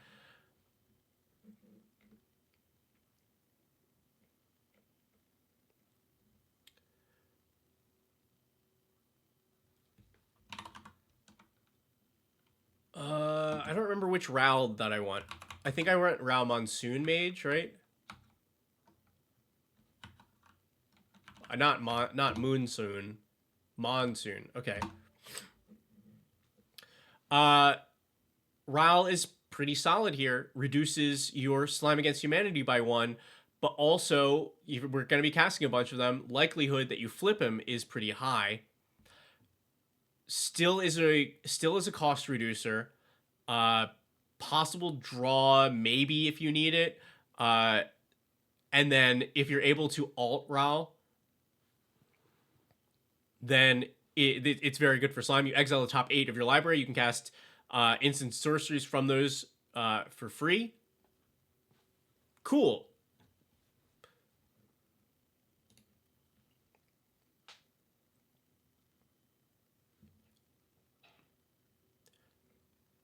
And then I have two little Flubs tech pieces. One is super busted. One is very silly. Let's take a look at Mana Bond. In the beginning of your end step, you can reveal your hand and put all lands from it onto the battlefield. If you do, discard your hand. Oh, you mean everything that Flubs has ever wanted? Here's a big burst of mana, and you're now empty-handed. And it's repeatable. Hello, Elect Man. Yes, everybody, it is Tuesday. So we are doing deck techs today specifically instead of tomorrow because tomorrow is the Avatar early access streamer event. And so we will definitely want to be doing that all day. But that is just for this week. Yeah, Mana Bond is one of the best cards for Flubs, hands down.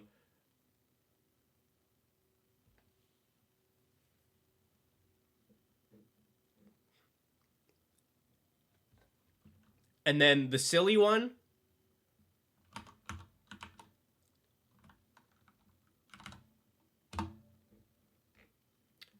How many of you all know what Gust Deceptor does?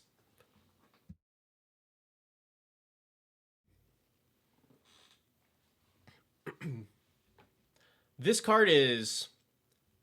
It's so weird.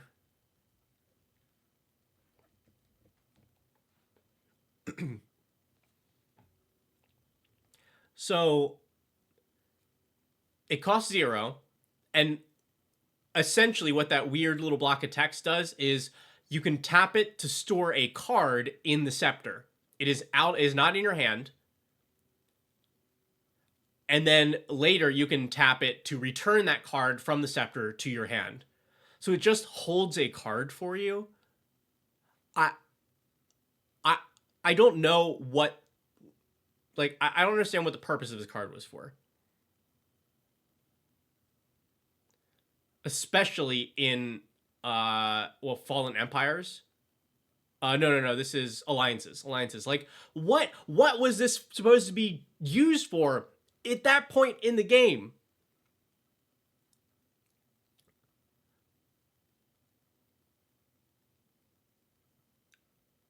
But,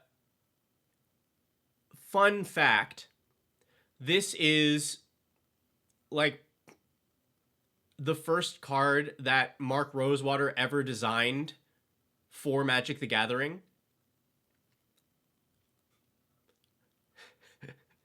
I don't know. He's come a long way.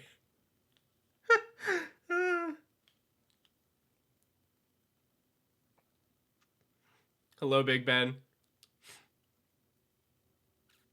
Yeah.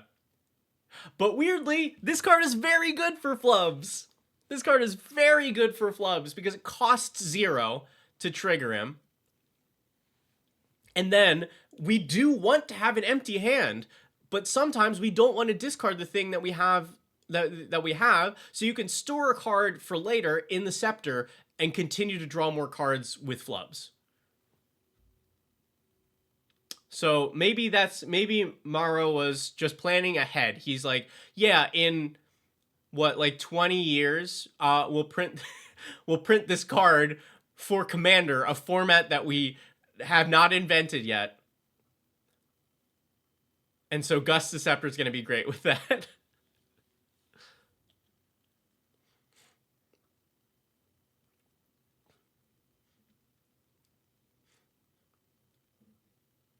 Yeah.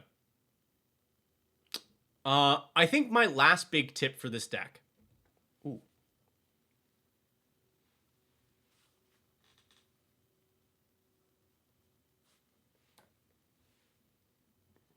Is I talked about this before with the Morph deck. Our ramp right now: Farseek, Nature's Lore, Rampant Growth, Explore. I think this just does much better with 1 mana dorks. Were Elder Dragons in Legends?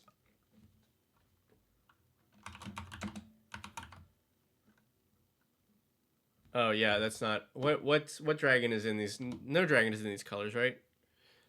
I think the Elder Dragons do predate, but not by a lot. Um, yeah, I would for sure replace Farseek because the land coming in tapped is pretty relevant. I'd rather have this be like a talisman or something. But I think you replace all of these with 1 mana. Uh, like give me a Birds of Paradise, give me a Llanowar Elves. They allow us to play flubs on turn 2, or that's often not actually a great move, but it allows you to play a slime on turn 2. Allows you to play a Zuza on turn 2. Um, I think these you either don't need them at all or you turn them into 1 mana dorks.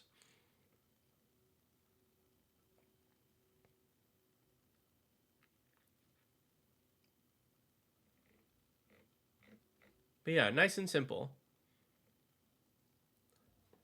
Let me make some basic cuts. I don't think you need Wonder here because the slimes have trample, and we're hopefully making them bigger than people can deal with. I think Excavator is the weakest version of this effect, especially since we added some better ones. I feel like you don't need Horizon Explorer here.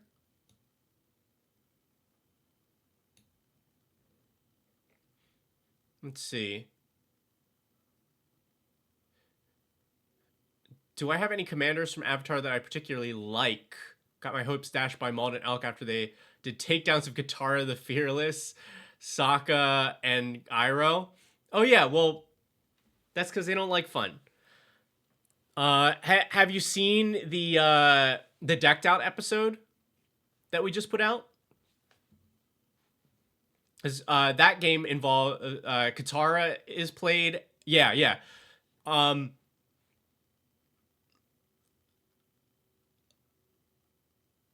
I think they're a lot of fun. I think Iroh is, but I obviously I think Iroh is a very good time. Um, and Katara ends up copying a lot more things than you realize. And we just talked about this Sokka deck, which not this one, which looks like that. Like that's excellent. I think these are very fun. I think there are so many that I think there's so many designs in this that are going to be a lot of fun. Of course, I'm super interested in what I could do with Ko, the face stealer. Uh, I don't know if I'm gonna take the plunge and build Monk Gyatso, but I might try and do like a super high power version of that. Uh, I did like the short on building Momo with Tempest Hawks. I think that's a lot of fun. There are so many bangers in this. There's like the Boomy that does extra land combats.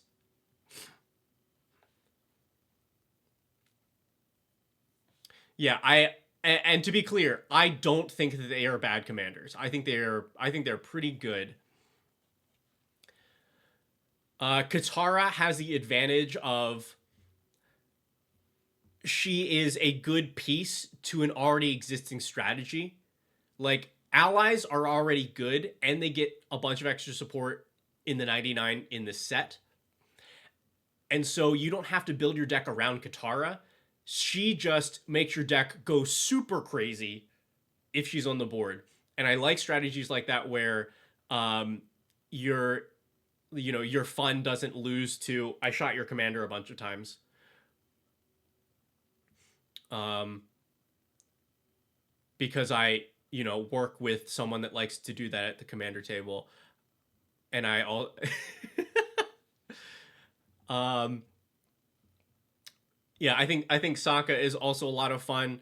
Uh, I think the only downside to Sokka is he's I wish they would done a little bit more something unique with him. I guess like adding the ally strategy is the unique part, but it does like it is similar to a lot of other things, but it's there's only so many totally unique designs that you can make. Yeah, I think they are good commanders. I think they're a good time.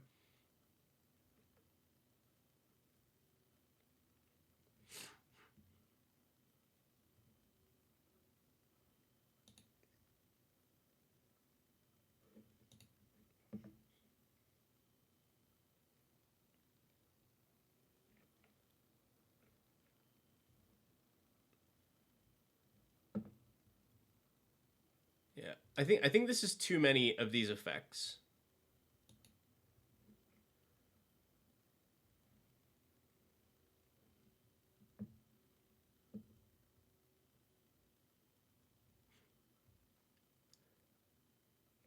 And to me, abundance is like this is too much for this effect.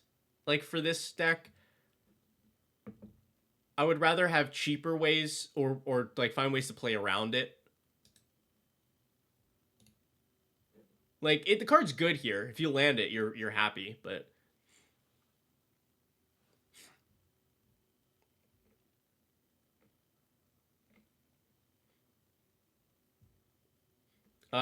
we don't really need Frantic Search. Like we can run it, but the thing that this does, Flubs already does.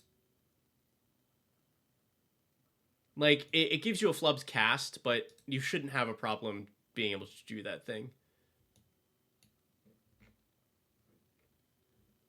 Yeah, I think you definitely retire this Farseek. If not all of these, or replace them with 1/1s. Yeah, there we go. That's a little choppy for you. What Avatar Lego would make for the best Earthbent big lands hit face? Avatar Lego?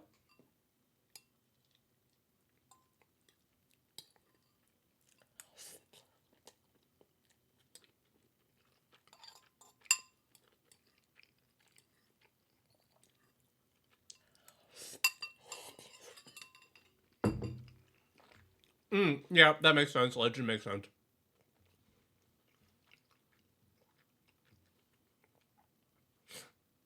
Earthbend big lands.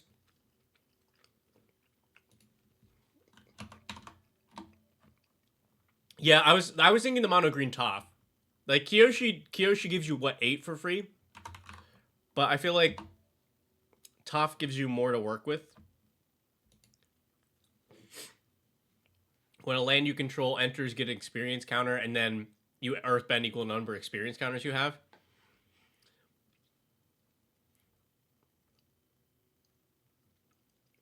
Because like yeah, if the thing you want specifically is like I want to make big Earthbend lands, then I think you go Toph or you go Kyoshi.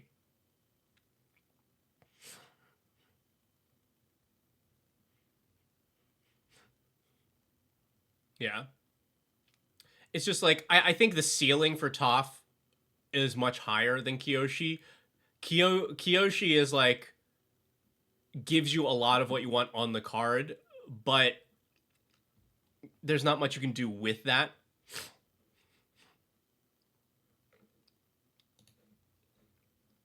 Yeah, Gruul Toph I think is just like. Do you mean this one or do you mean the other? I think the scene one is like pretty good, right? Yeah. See this. Let's look at both of those. So this one, if your goal is Earthbend very big, will take some work because you need to you need her to die so you can recast her from the command zone for more mana, or you have to get real weird with it. Or this Toph But this is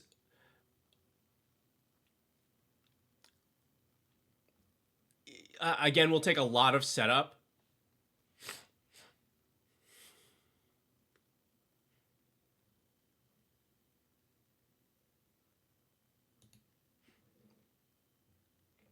But yeah, I like if I was building a deck that was I want to make the biggest earthbend I can, it's definitely this.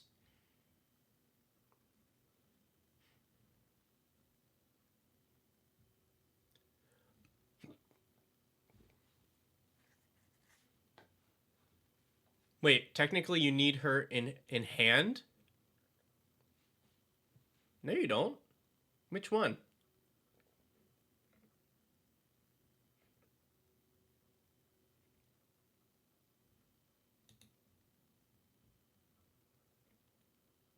The ETB one? Which one? Both of these ETB.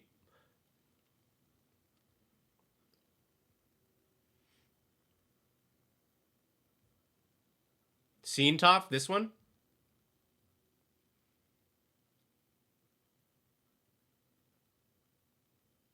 Yeah, you don't need this in hand. This totally works from the command zone, and in fact works better from the command zone because the command tax is taken into account for the amount of mana spent to cast her.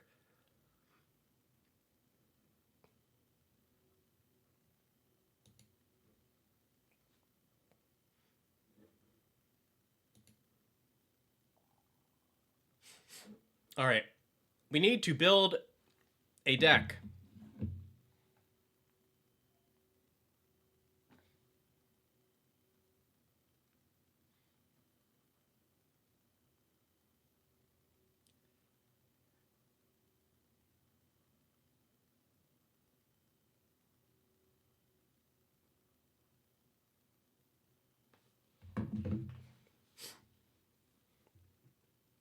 Build mono green top. Well, here are the things that we need to build.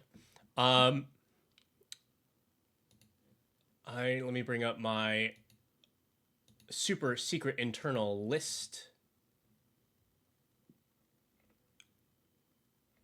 We need 12 cost commanders. Because we've only built the one. We built Iname as one. So we have to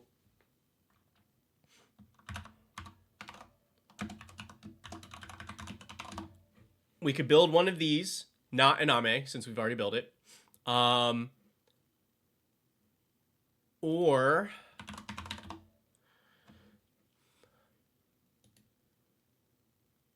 I need to brew, I think, 2 decks that match a certain thing.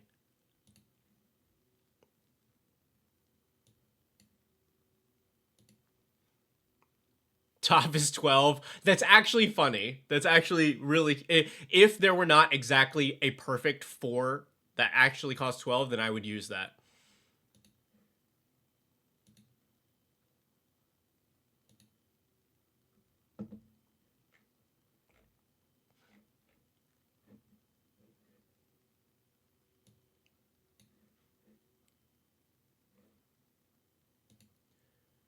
Yeah, I would need I need to build a 12 cost commander, or I need to build a bracket, like a solidly bracket 3 a solidly bracket 3 deck that can keep up with Orzhov, like aristocrats and Jeskai, like, or not Jeskai, or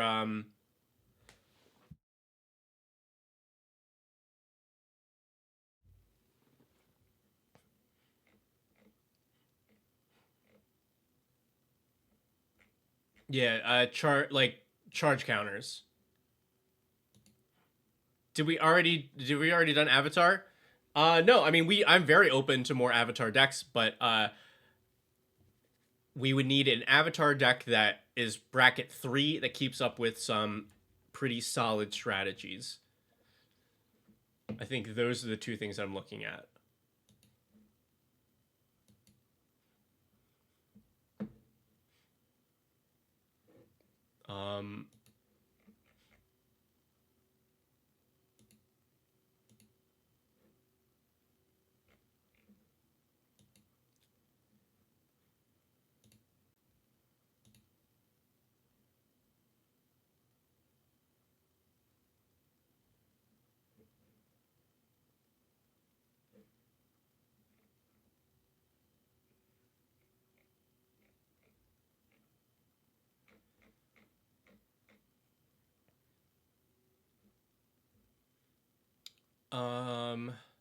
Actually, give me 1 second. I might have a good idea here.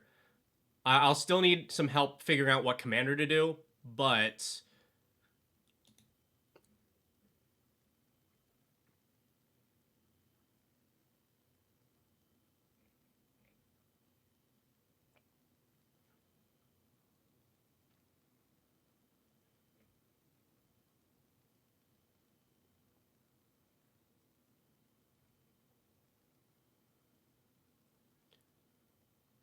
okay.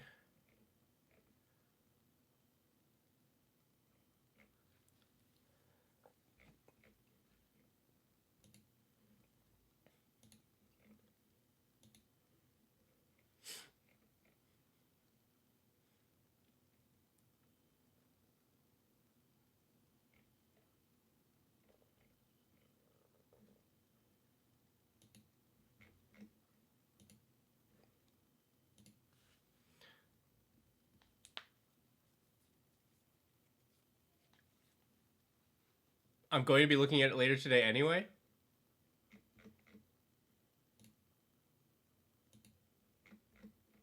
What if I told you I was already looking at it? What if I told you I was already looking at it?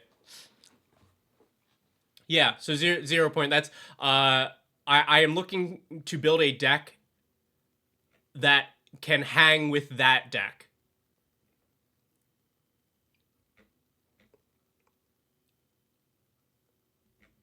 So like a good bracket 3.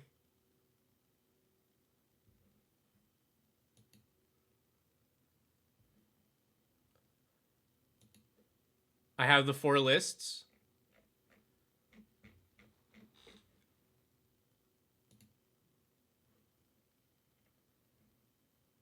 Yeah, I mean, I'm looking at lists right now.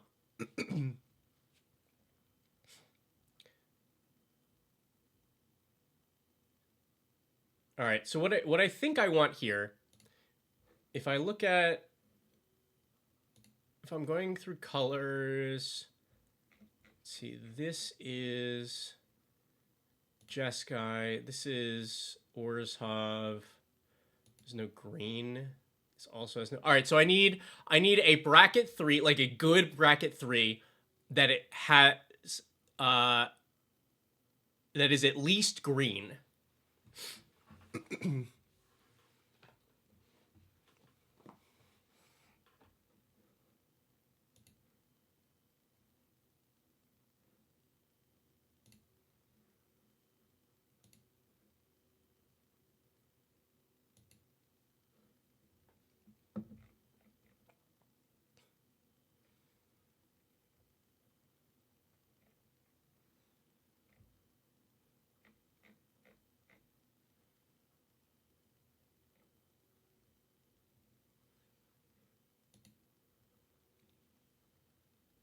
Sent all 4 just in case.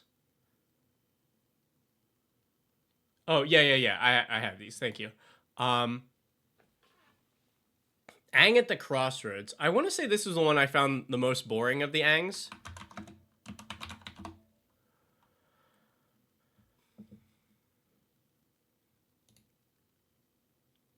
Yeah, this is a boring Ang. I think all the other ones are more interesting. Bumbleflower? We've done Bumbleflower before. I want to say like at least twice. Like a green landfall deck. I mean, like,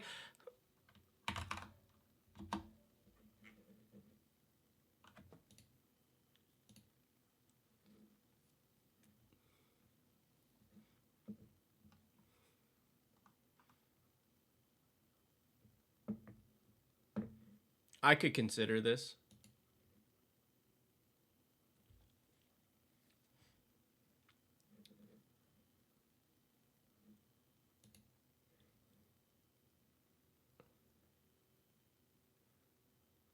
Iro.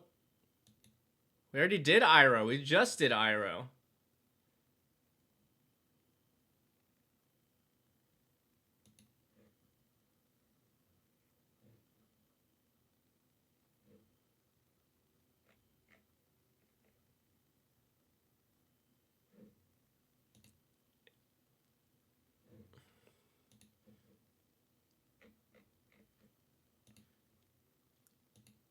I could see Boomy.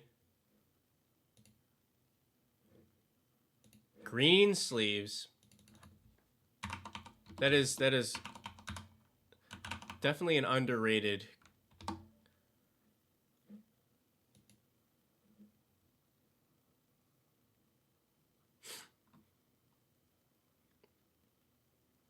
Yeah, like it doesn't have to be mono green, but it has to involve green.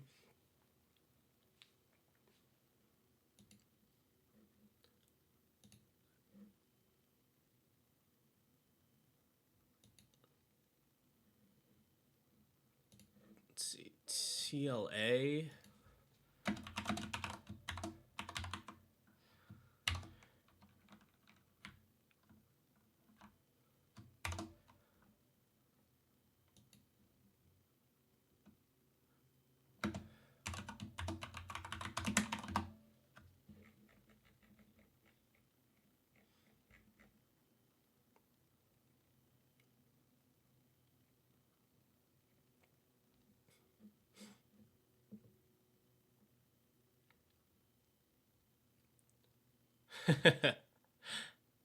Nine fingers.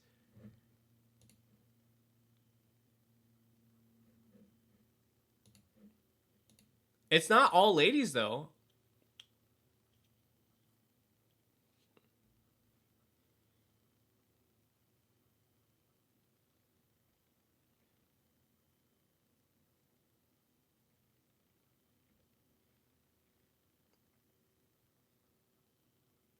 All right, so this is the Boomy thing.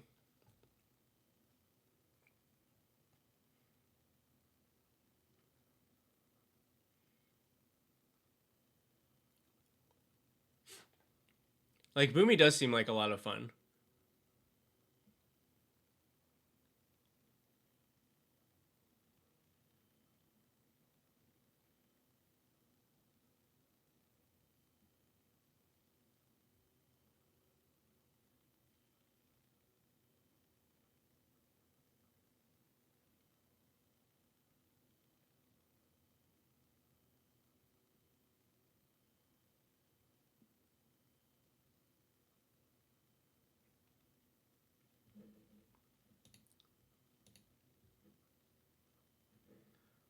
This Toph is also like interesting because the fact that you can earthbend so much, like every cast is an earthbend.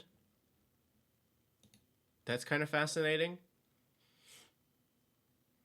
Okay, and then we've got into wait, there's these. We just did Bant allies. I think this Toph is not super interesting as commander.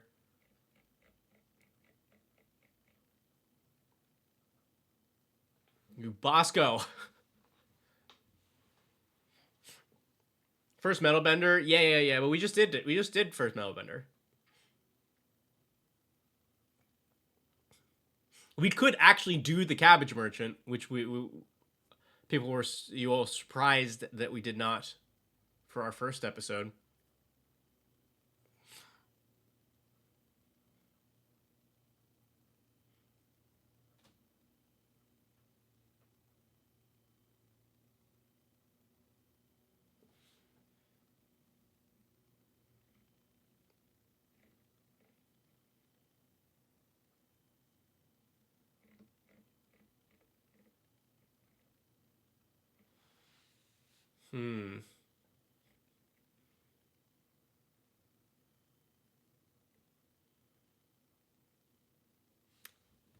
Hi, Amara.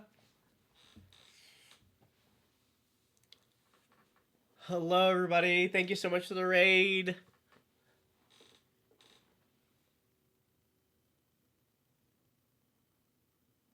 Cabbage merge might be difficult at 3. Do you think so?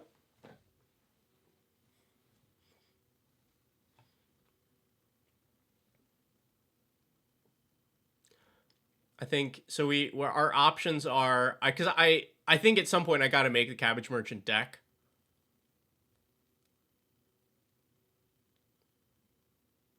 Oh yeah, yes, not Bosco the Drag Queen.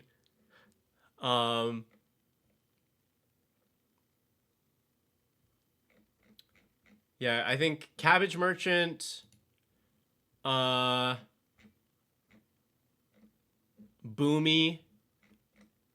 or Toff, the mono green one.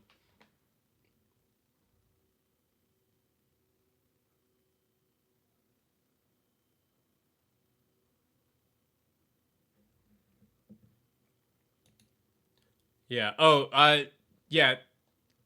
Cecil, yours I think is going to be in a different pod. I think we're not putting all of them together in the same pod.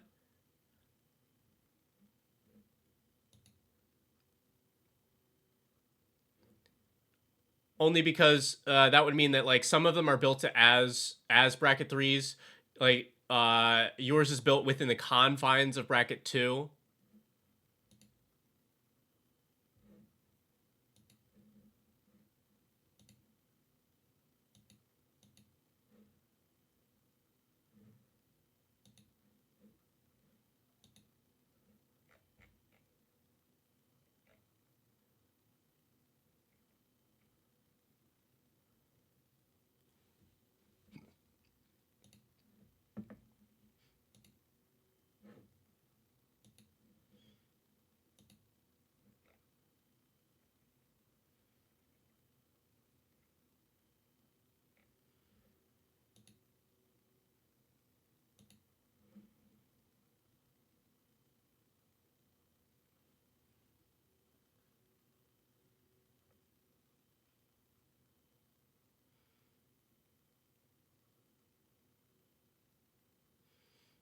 Yeah, Cecily, yours is not going to be in the same pod uh 0 points.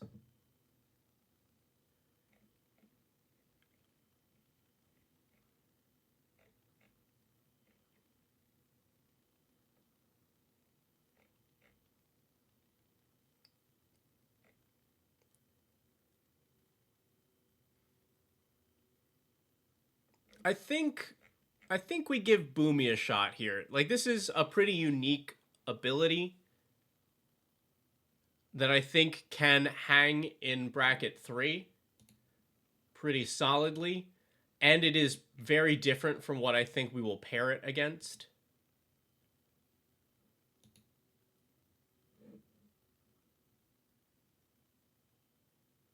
Earthbending on a demo field, bracket 3 or 4. Definitely bracket 3. That is not mass land denial. It is repeatable single land denial. And that is annoying and disruptive, but does not stop you from playing the game.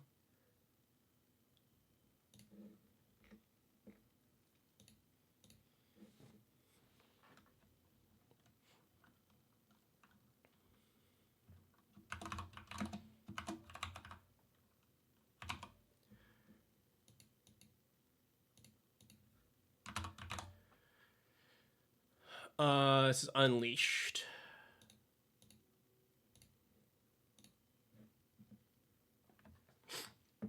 Yeah, that's true.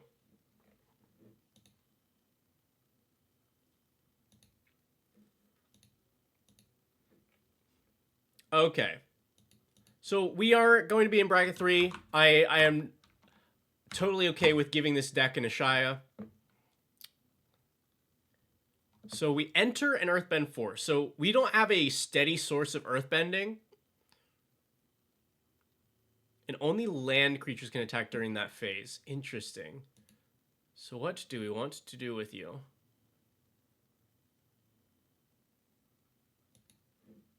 What do we want to do with you?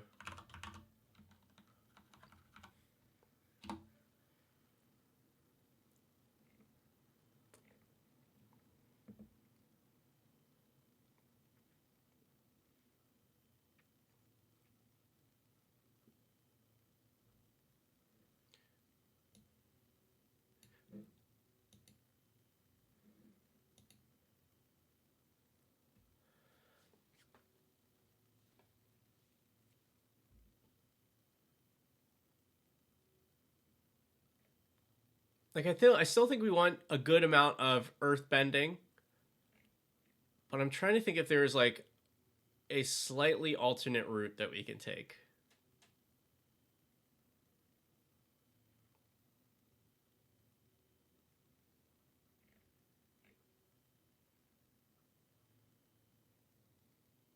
Because Boomy has to hit for the additional combat.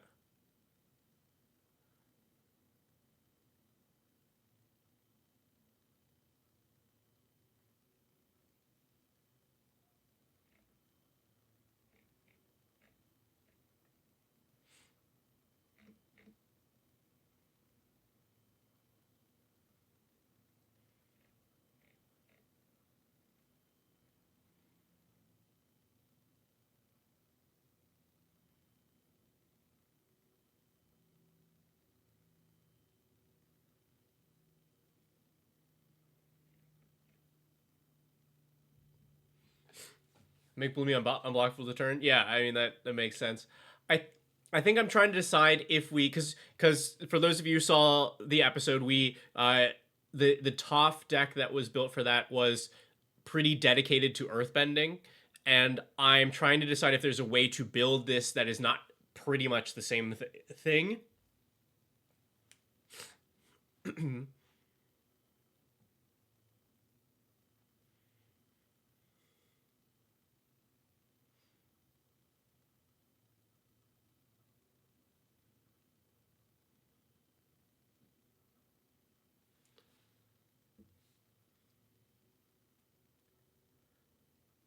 Disco, thank you so much.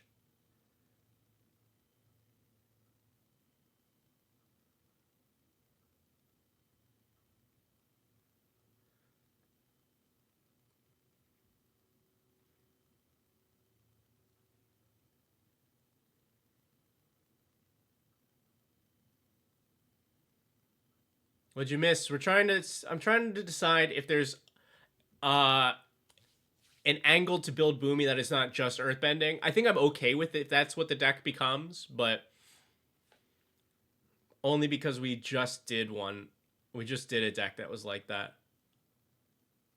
Hello, Jaces.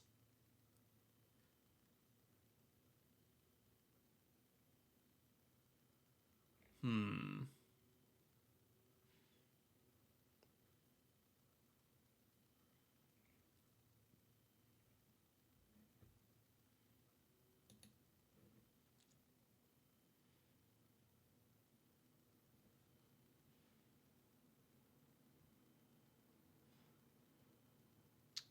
Metalbender is it does have that angle. The one that we built for the show was more focused on earthbending.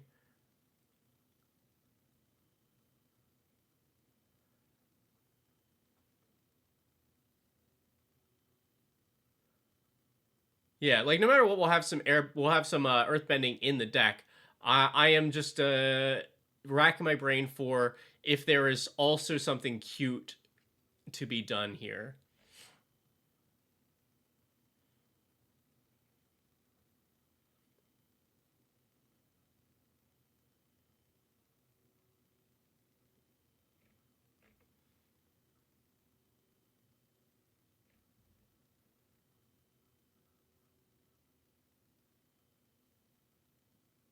We need a bunny in the deck.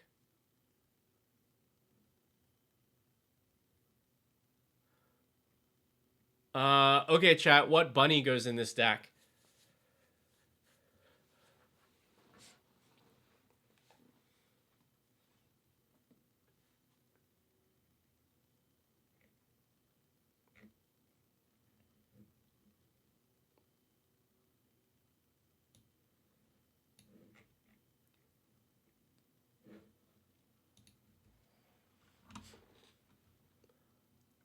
Bunny Landfall. That's something.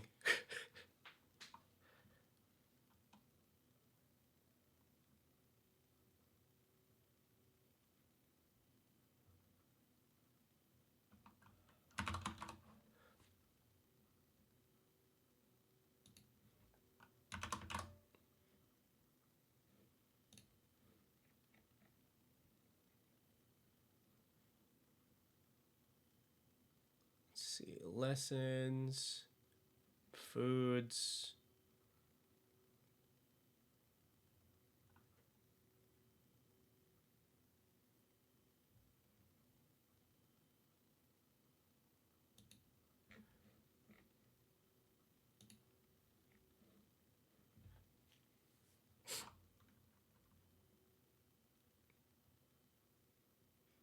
Yeah, rabbit battery is seems like a reasonable one. Yeah, we'll see if somebody gets rolled by Badger Mole Cub.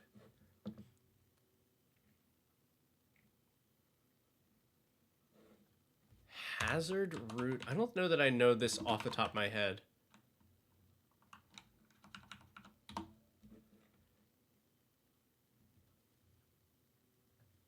Ah, that's cute.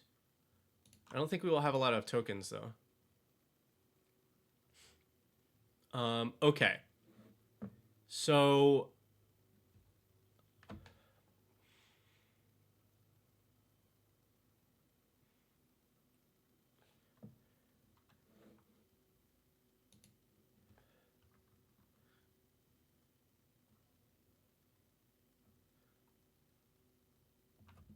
Balthier and Fran. Yeah, all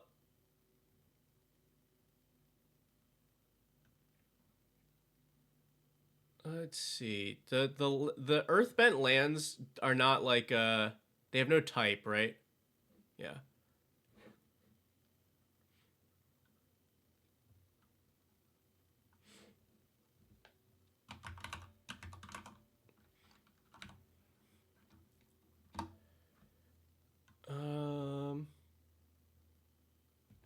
Yeah, no creature type, right? Terra Symbiosis. Yeah, I like that. Right, this is the... We just got to make sure that we have, like, repeatable ways to do it, since Boomy does not have a repeatable way to do it.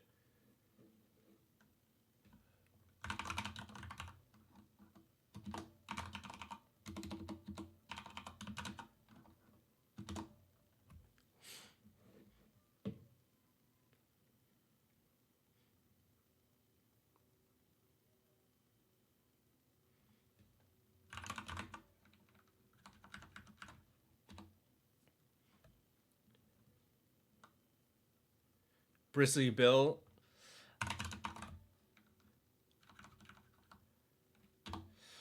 Yeah. I'm like, whoo, this thing is gonna cook, and I was like, oh right, this gotta keep up with all y'all's punchy bracket threes. Erratic Portal. Is that the one that bounces it? Cause like, yeah, we don't need this. We don't want to recast Boomy. That's we're going the wrong way.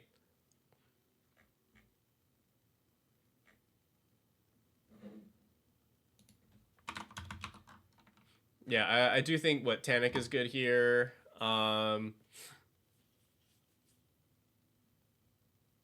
Getaway car. Yeah, Boomy in the getaway car. I like it.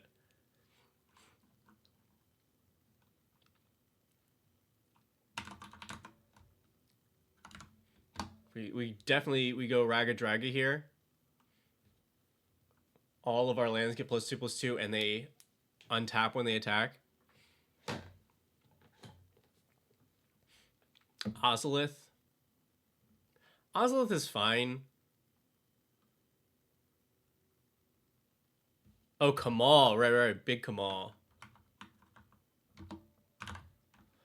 Right, that's Heart. Kamal Heart.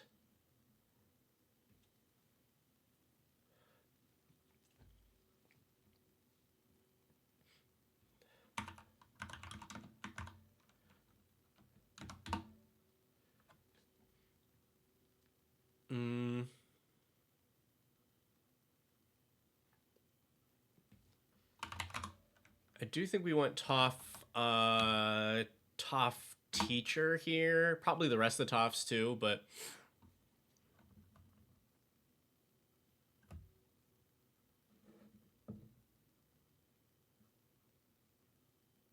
Geode Rager, what a card. I love Geode Rager. Oh yeah, we definitely want Onsrog for this.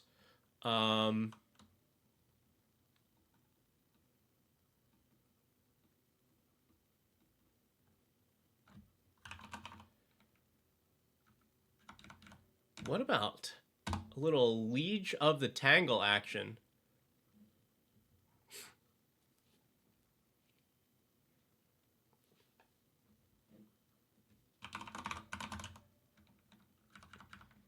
Yeah, Ascension's good.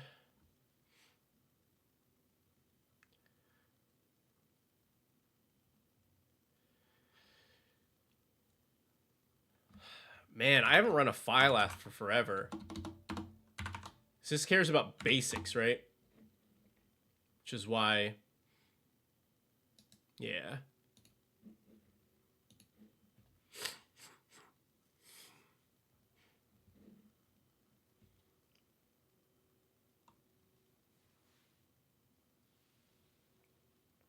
Yeah, we'll reassess. Because I think more of my thinking is that Onsrog acts as second Boomy as opposed to synergizes with Boomy.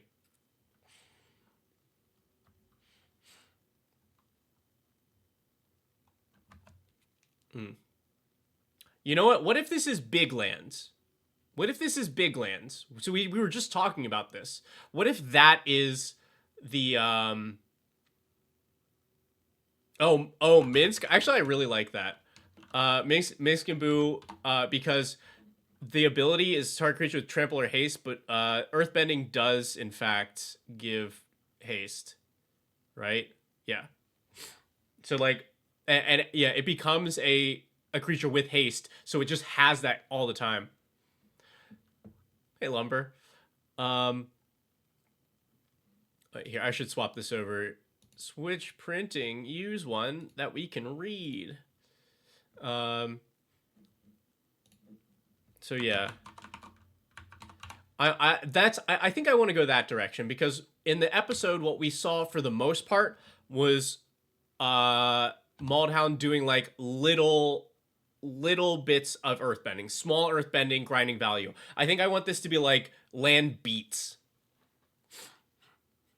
Sonic cards that care about haste. I don't think there are any that are in Gruul, right? Aside from Knuckles, which doesn't really care about it, but might be good enough anyway. See, yeah, now we're thinking the right way.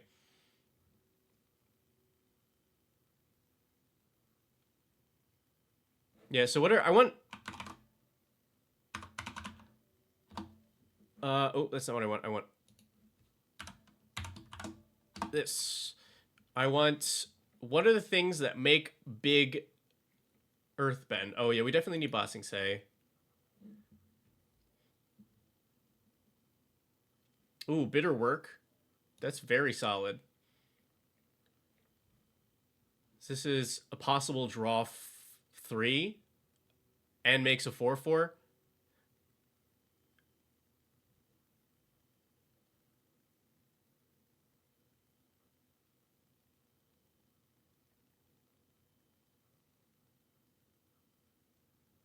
Yeah. I think giving vigilance is pretty important here, so I'll take the earthbending student.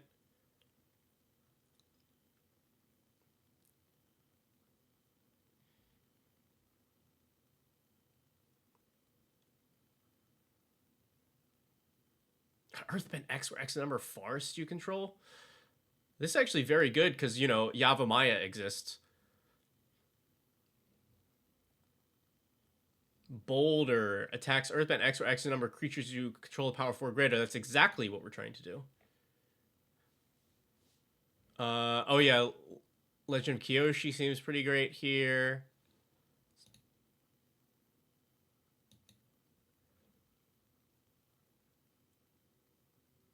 Yeah, I think we run this Toph in it.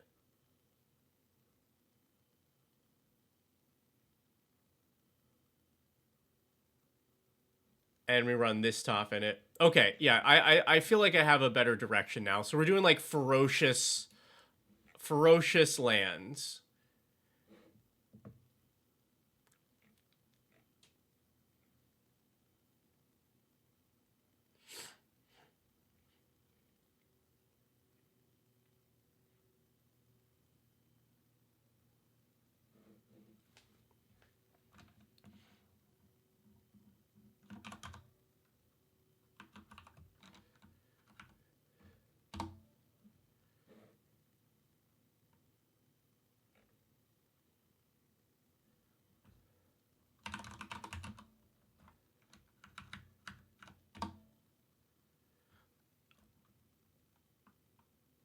It's triggered Peter's camera. Yeah, it's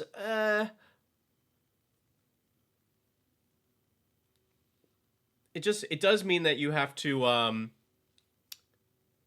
you'd have to pay 7 mana in the same turn.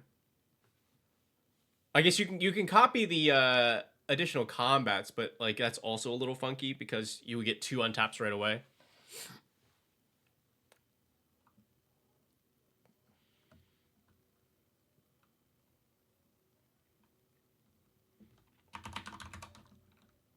If we do Titania Protector, then you can... Yeah, because the lands hit the graveyard and then come back. Springheart.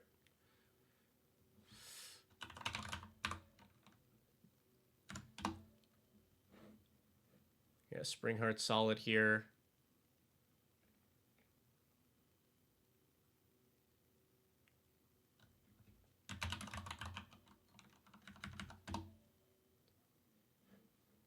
Oh, yeah, I can just, like, immediately...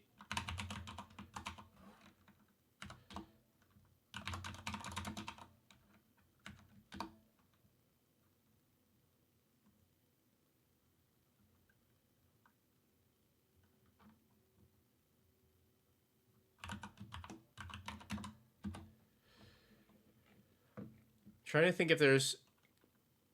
Because you get the cute interaction with Disciple of Freyalise. So if you play the backside and then Earthbend it, when it comes back as Disciple. I don't think we have any other ones that I guess Pinnacle Monk.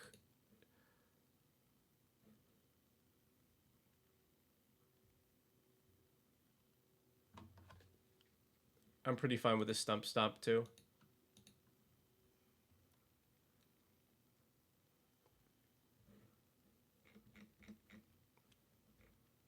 Oh, Xanarkin? Yeah, I like that. Yeah.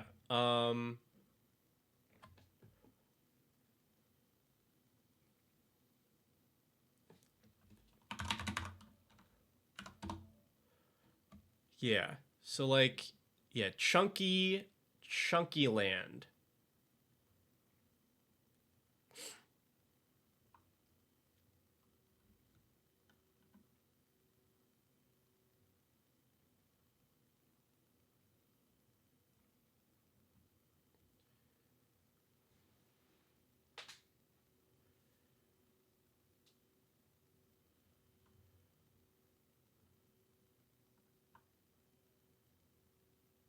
Sylvan Advocate, that's just like the 2/2 that gets bigger, right?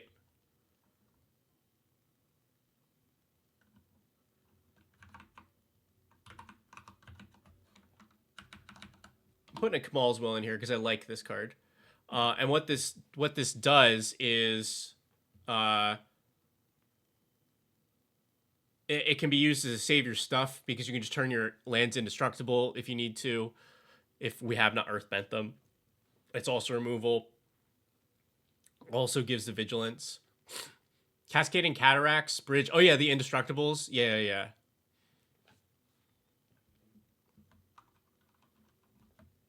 Yeah. I'm not gonna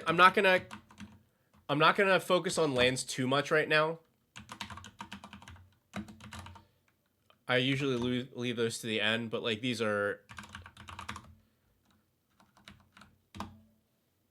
I'm down for those.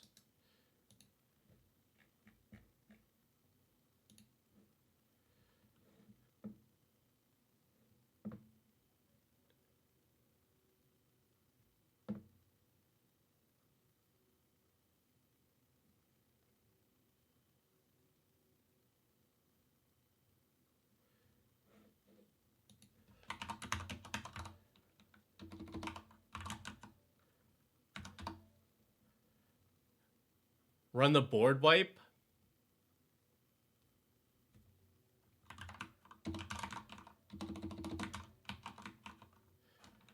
Is it good here? Play, choose 6 lands they control, sack the rest, deal 6 to... I think it's just like... We don't care too much about this.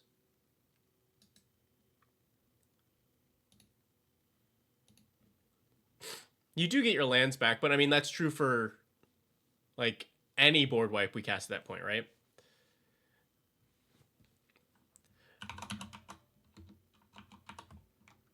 Yeah, if we do Secret Tunnel and is Cave of Two Lovers like not good enough for this? 4, make 2 allies, search for the Secret Tunnel, and then Earthbed 3. This is pretty bad. We will consider.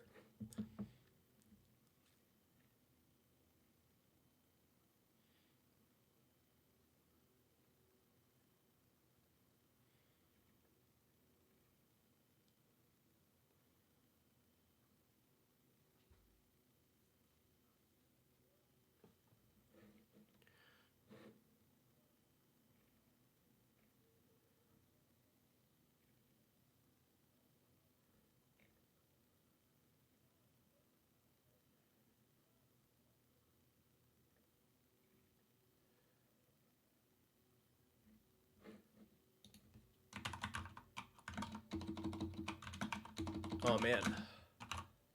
Cannot type. Oh yeah, Urza Saga. Yeah. Don't leave the lands till the end.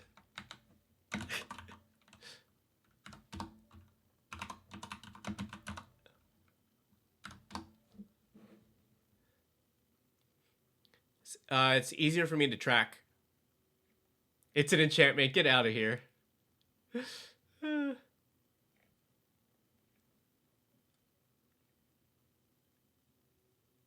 Hello, AG. We are building Boomy Unleashed as a good bracket 3.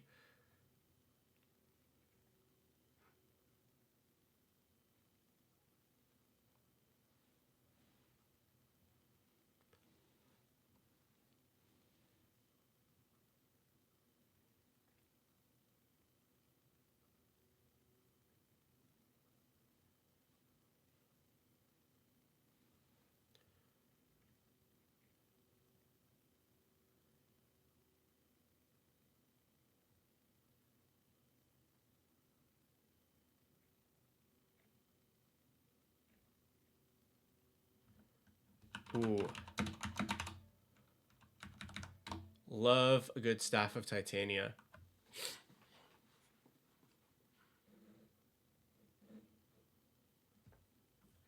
I don't know, do I know Solid Ground? This is fine.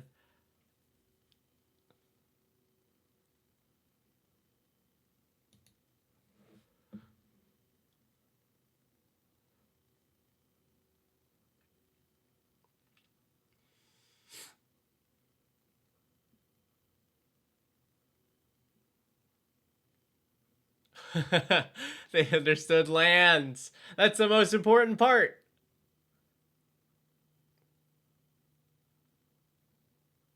Haven't changed the date on the shop page. Because there are not extra deck text for today, because today's stream is shorter than usual, because I gotta go record after this.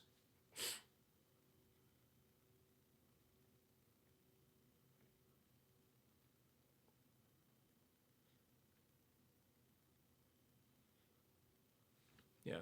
Oh, I want that. I want the exploration spaceship. Brood ship. So this is an exploration and then you can sack lands later on to recast stuff. So it also helps you to recharge late game.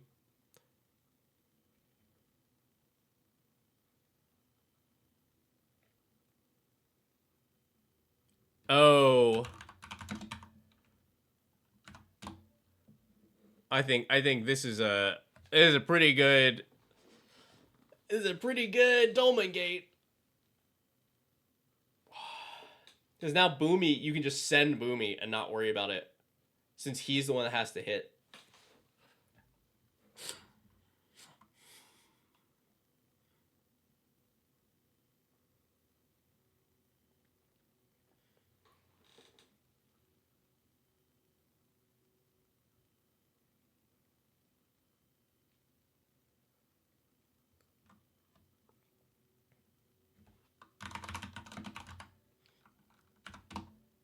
Nature's Will is good here, right?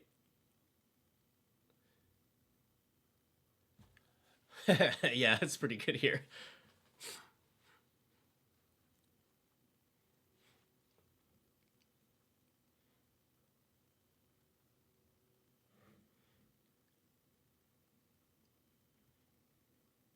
Greater good. Oh, I'm into that. I love a greater good. This seems pretty good for that. Convenient way to give Boomy Death Touch. Oh, to guarantee because they did trample Death Touch. I mean, we could do like Basilisk Collar or something.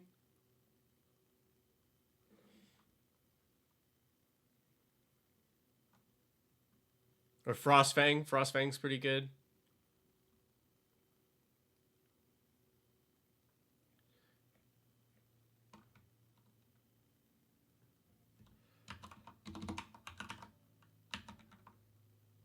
Yeah, I think the Frostfang's solid for that. Good night, Elect Man. Thanks for hanging out.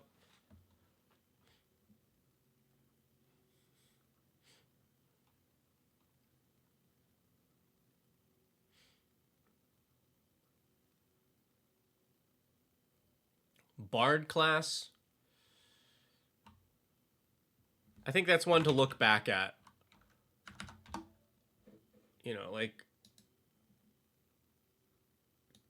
reassess.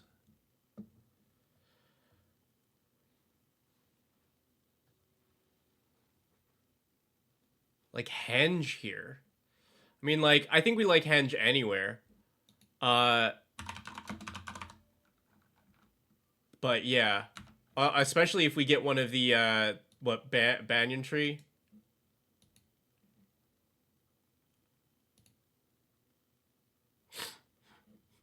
Yeah, I mean, we're going big. We're casting stuff.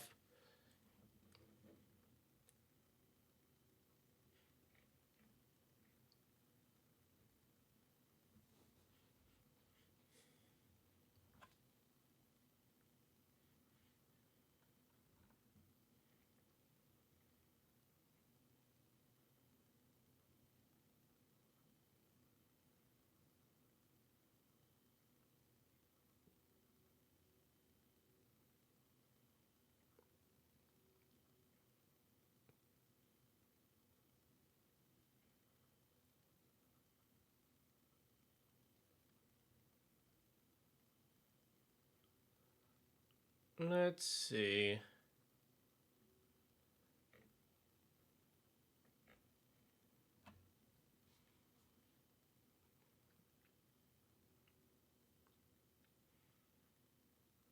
Ooh, I do really like the idea of a Bear Umbra on Boomy.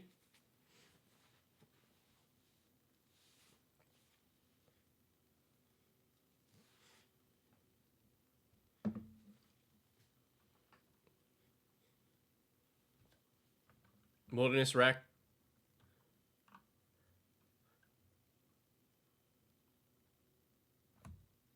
Yeah, I think I'm very down for Wilderness Reclamation if we have good ways to capitalize on the mana. So like Bristly Bill.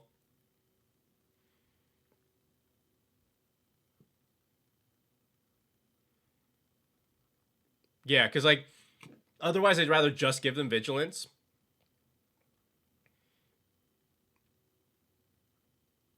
You don't have a lot of ways to like use that mana. Because that's why I like I like the untaps that are happening in combat better.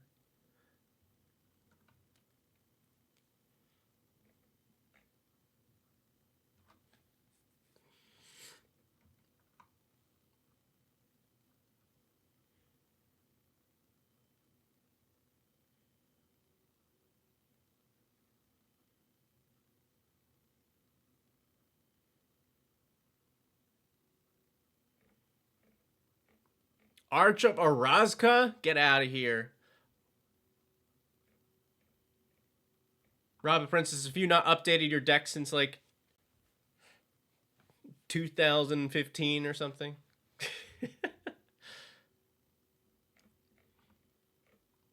We will probably put Bonder's Enclave in.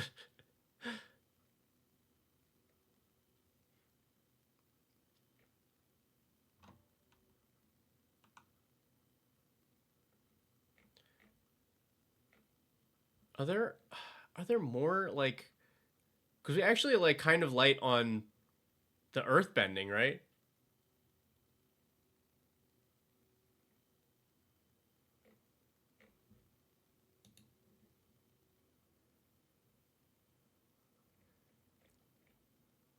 I do kind of want to make sure we have a couple more ways to make a big earth bend.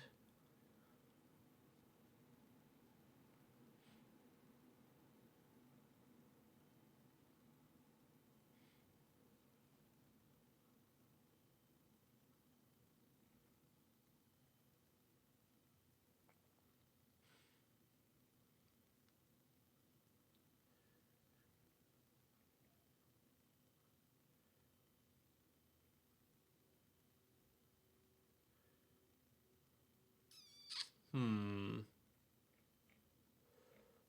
Also, we got to pick some game changers for this baby. Don't get to do that often. We crop rotating here. Are we seedborn musing here? I mean, like, I guess it's the same problem. Inspiring Call seems useful here. I mean, like, kind of. Like, it draws us cards, but the indestructible is kind of redundant. But perhaps.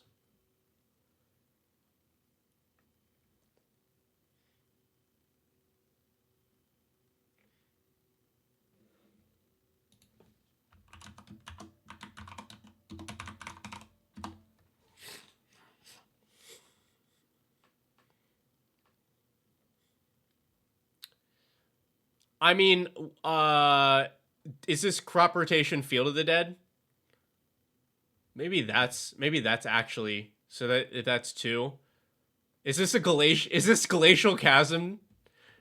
Are we gonna be?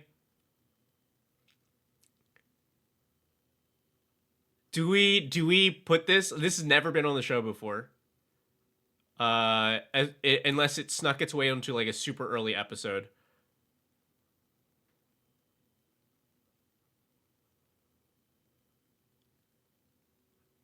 I don't. We're just like not a Gaia's Cradle show.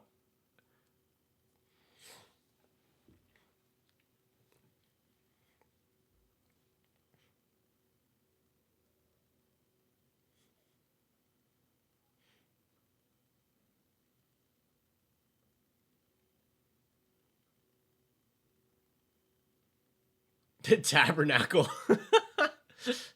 I also don't think we're. I don't think we're tabernacling.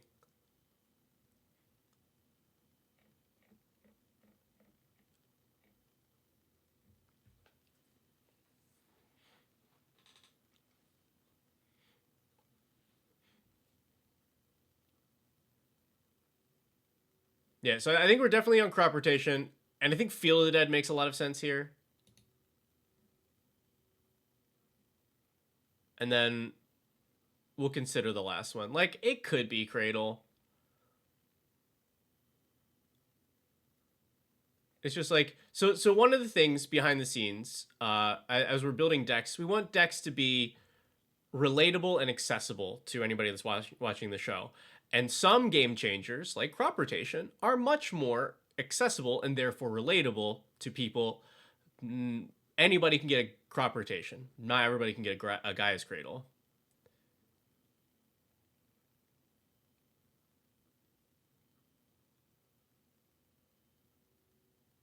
I mean, like, hitting people with Gaia's Cradle is funny.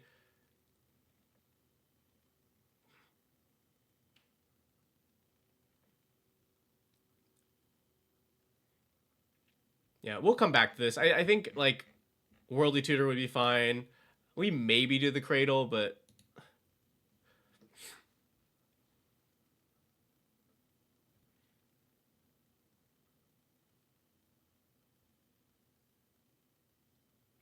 Raga Draga, yeah, that'd be a really good card. That'd be a really good card for this deck.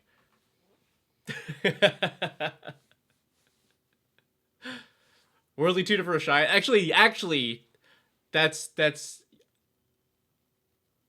that checks out. Yeah, we'll go with worldly, not worldy.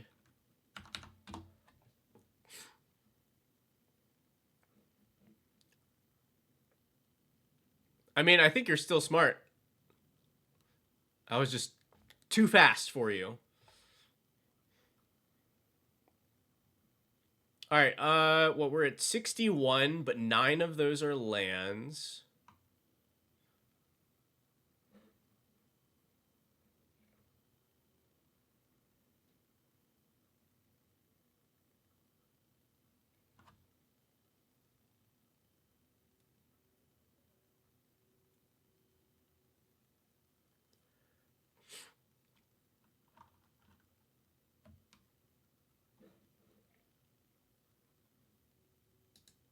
It's gonna drive me crazy.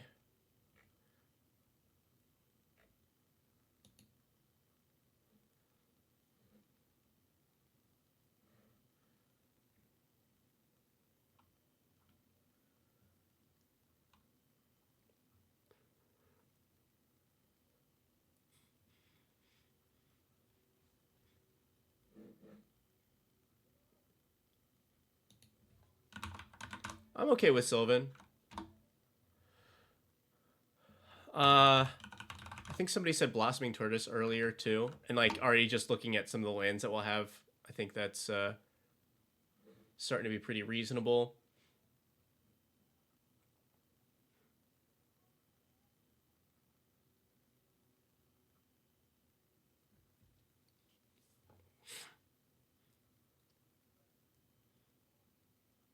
Innkeeper's Talent for Hexproof.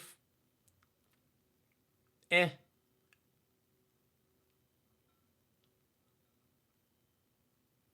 I think I am gonna up the card draw here, go with a Toski and like a professional face breaker.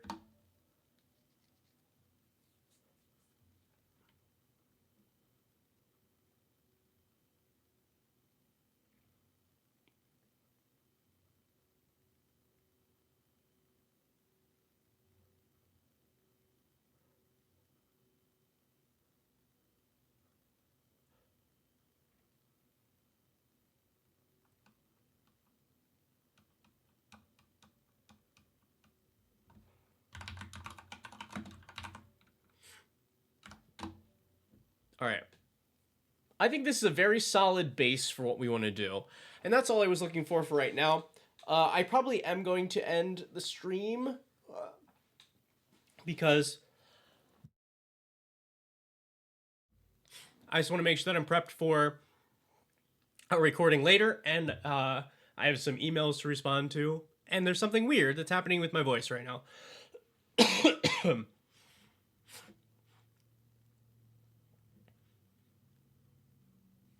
Yeah. Yeah, I don't know that we've done a Sylvan Safekeeper either on the show, but I think it's pretty fair considering what this is going to be up against. Okay. So that's, I think, where we're going to leave it for now. Let me check. I believe I will see you all at the latest. I mean, probably tomorrow for the Avatar Early Access streamer event, and then for more deck techs. I think there's not any reason I wouldn't be here next Wednesday.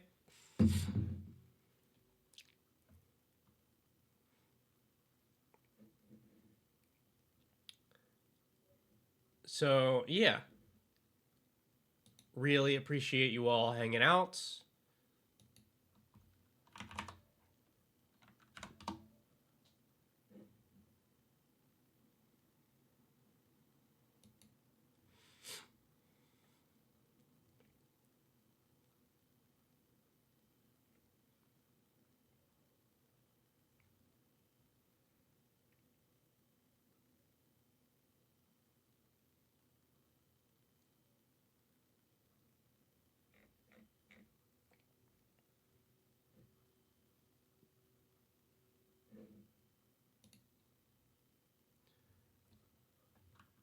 send you all over to Elk, who I assume some of you are already watching.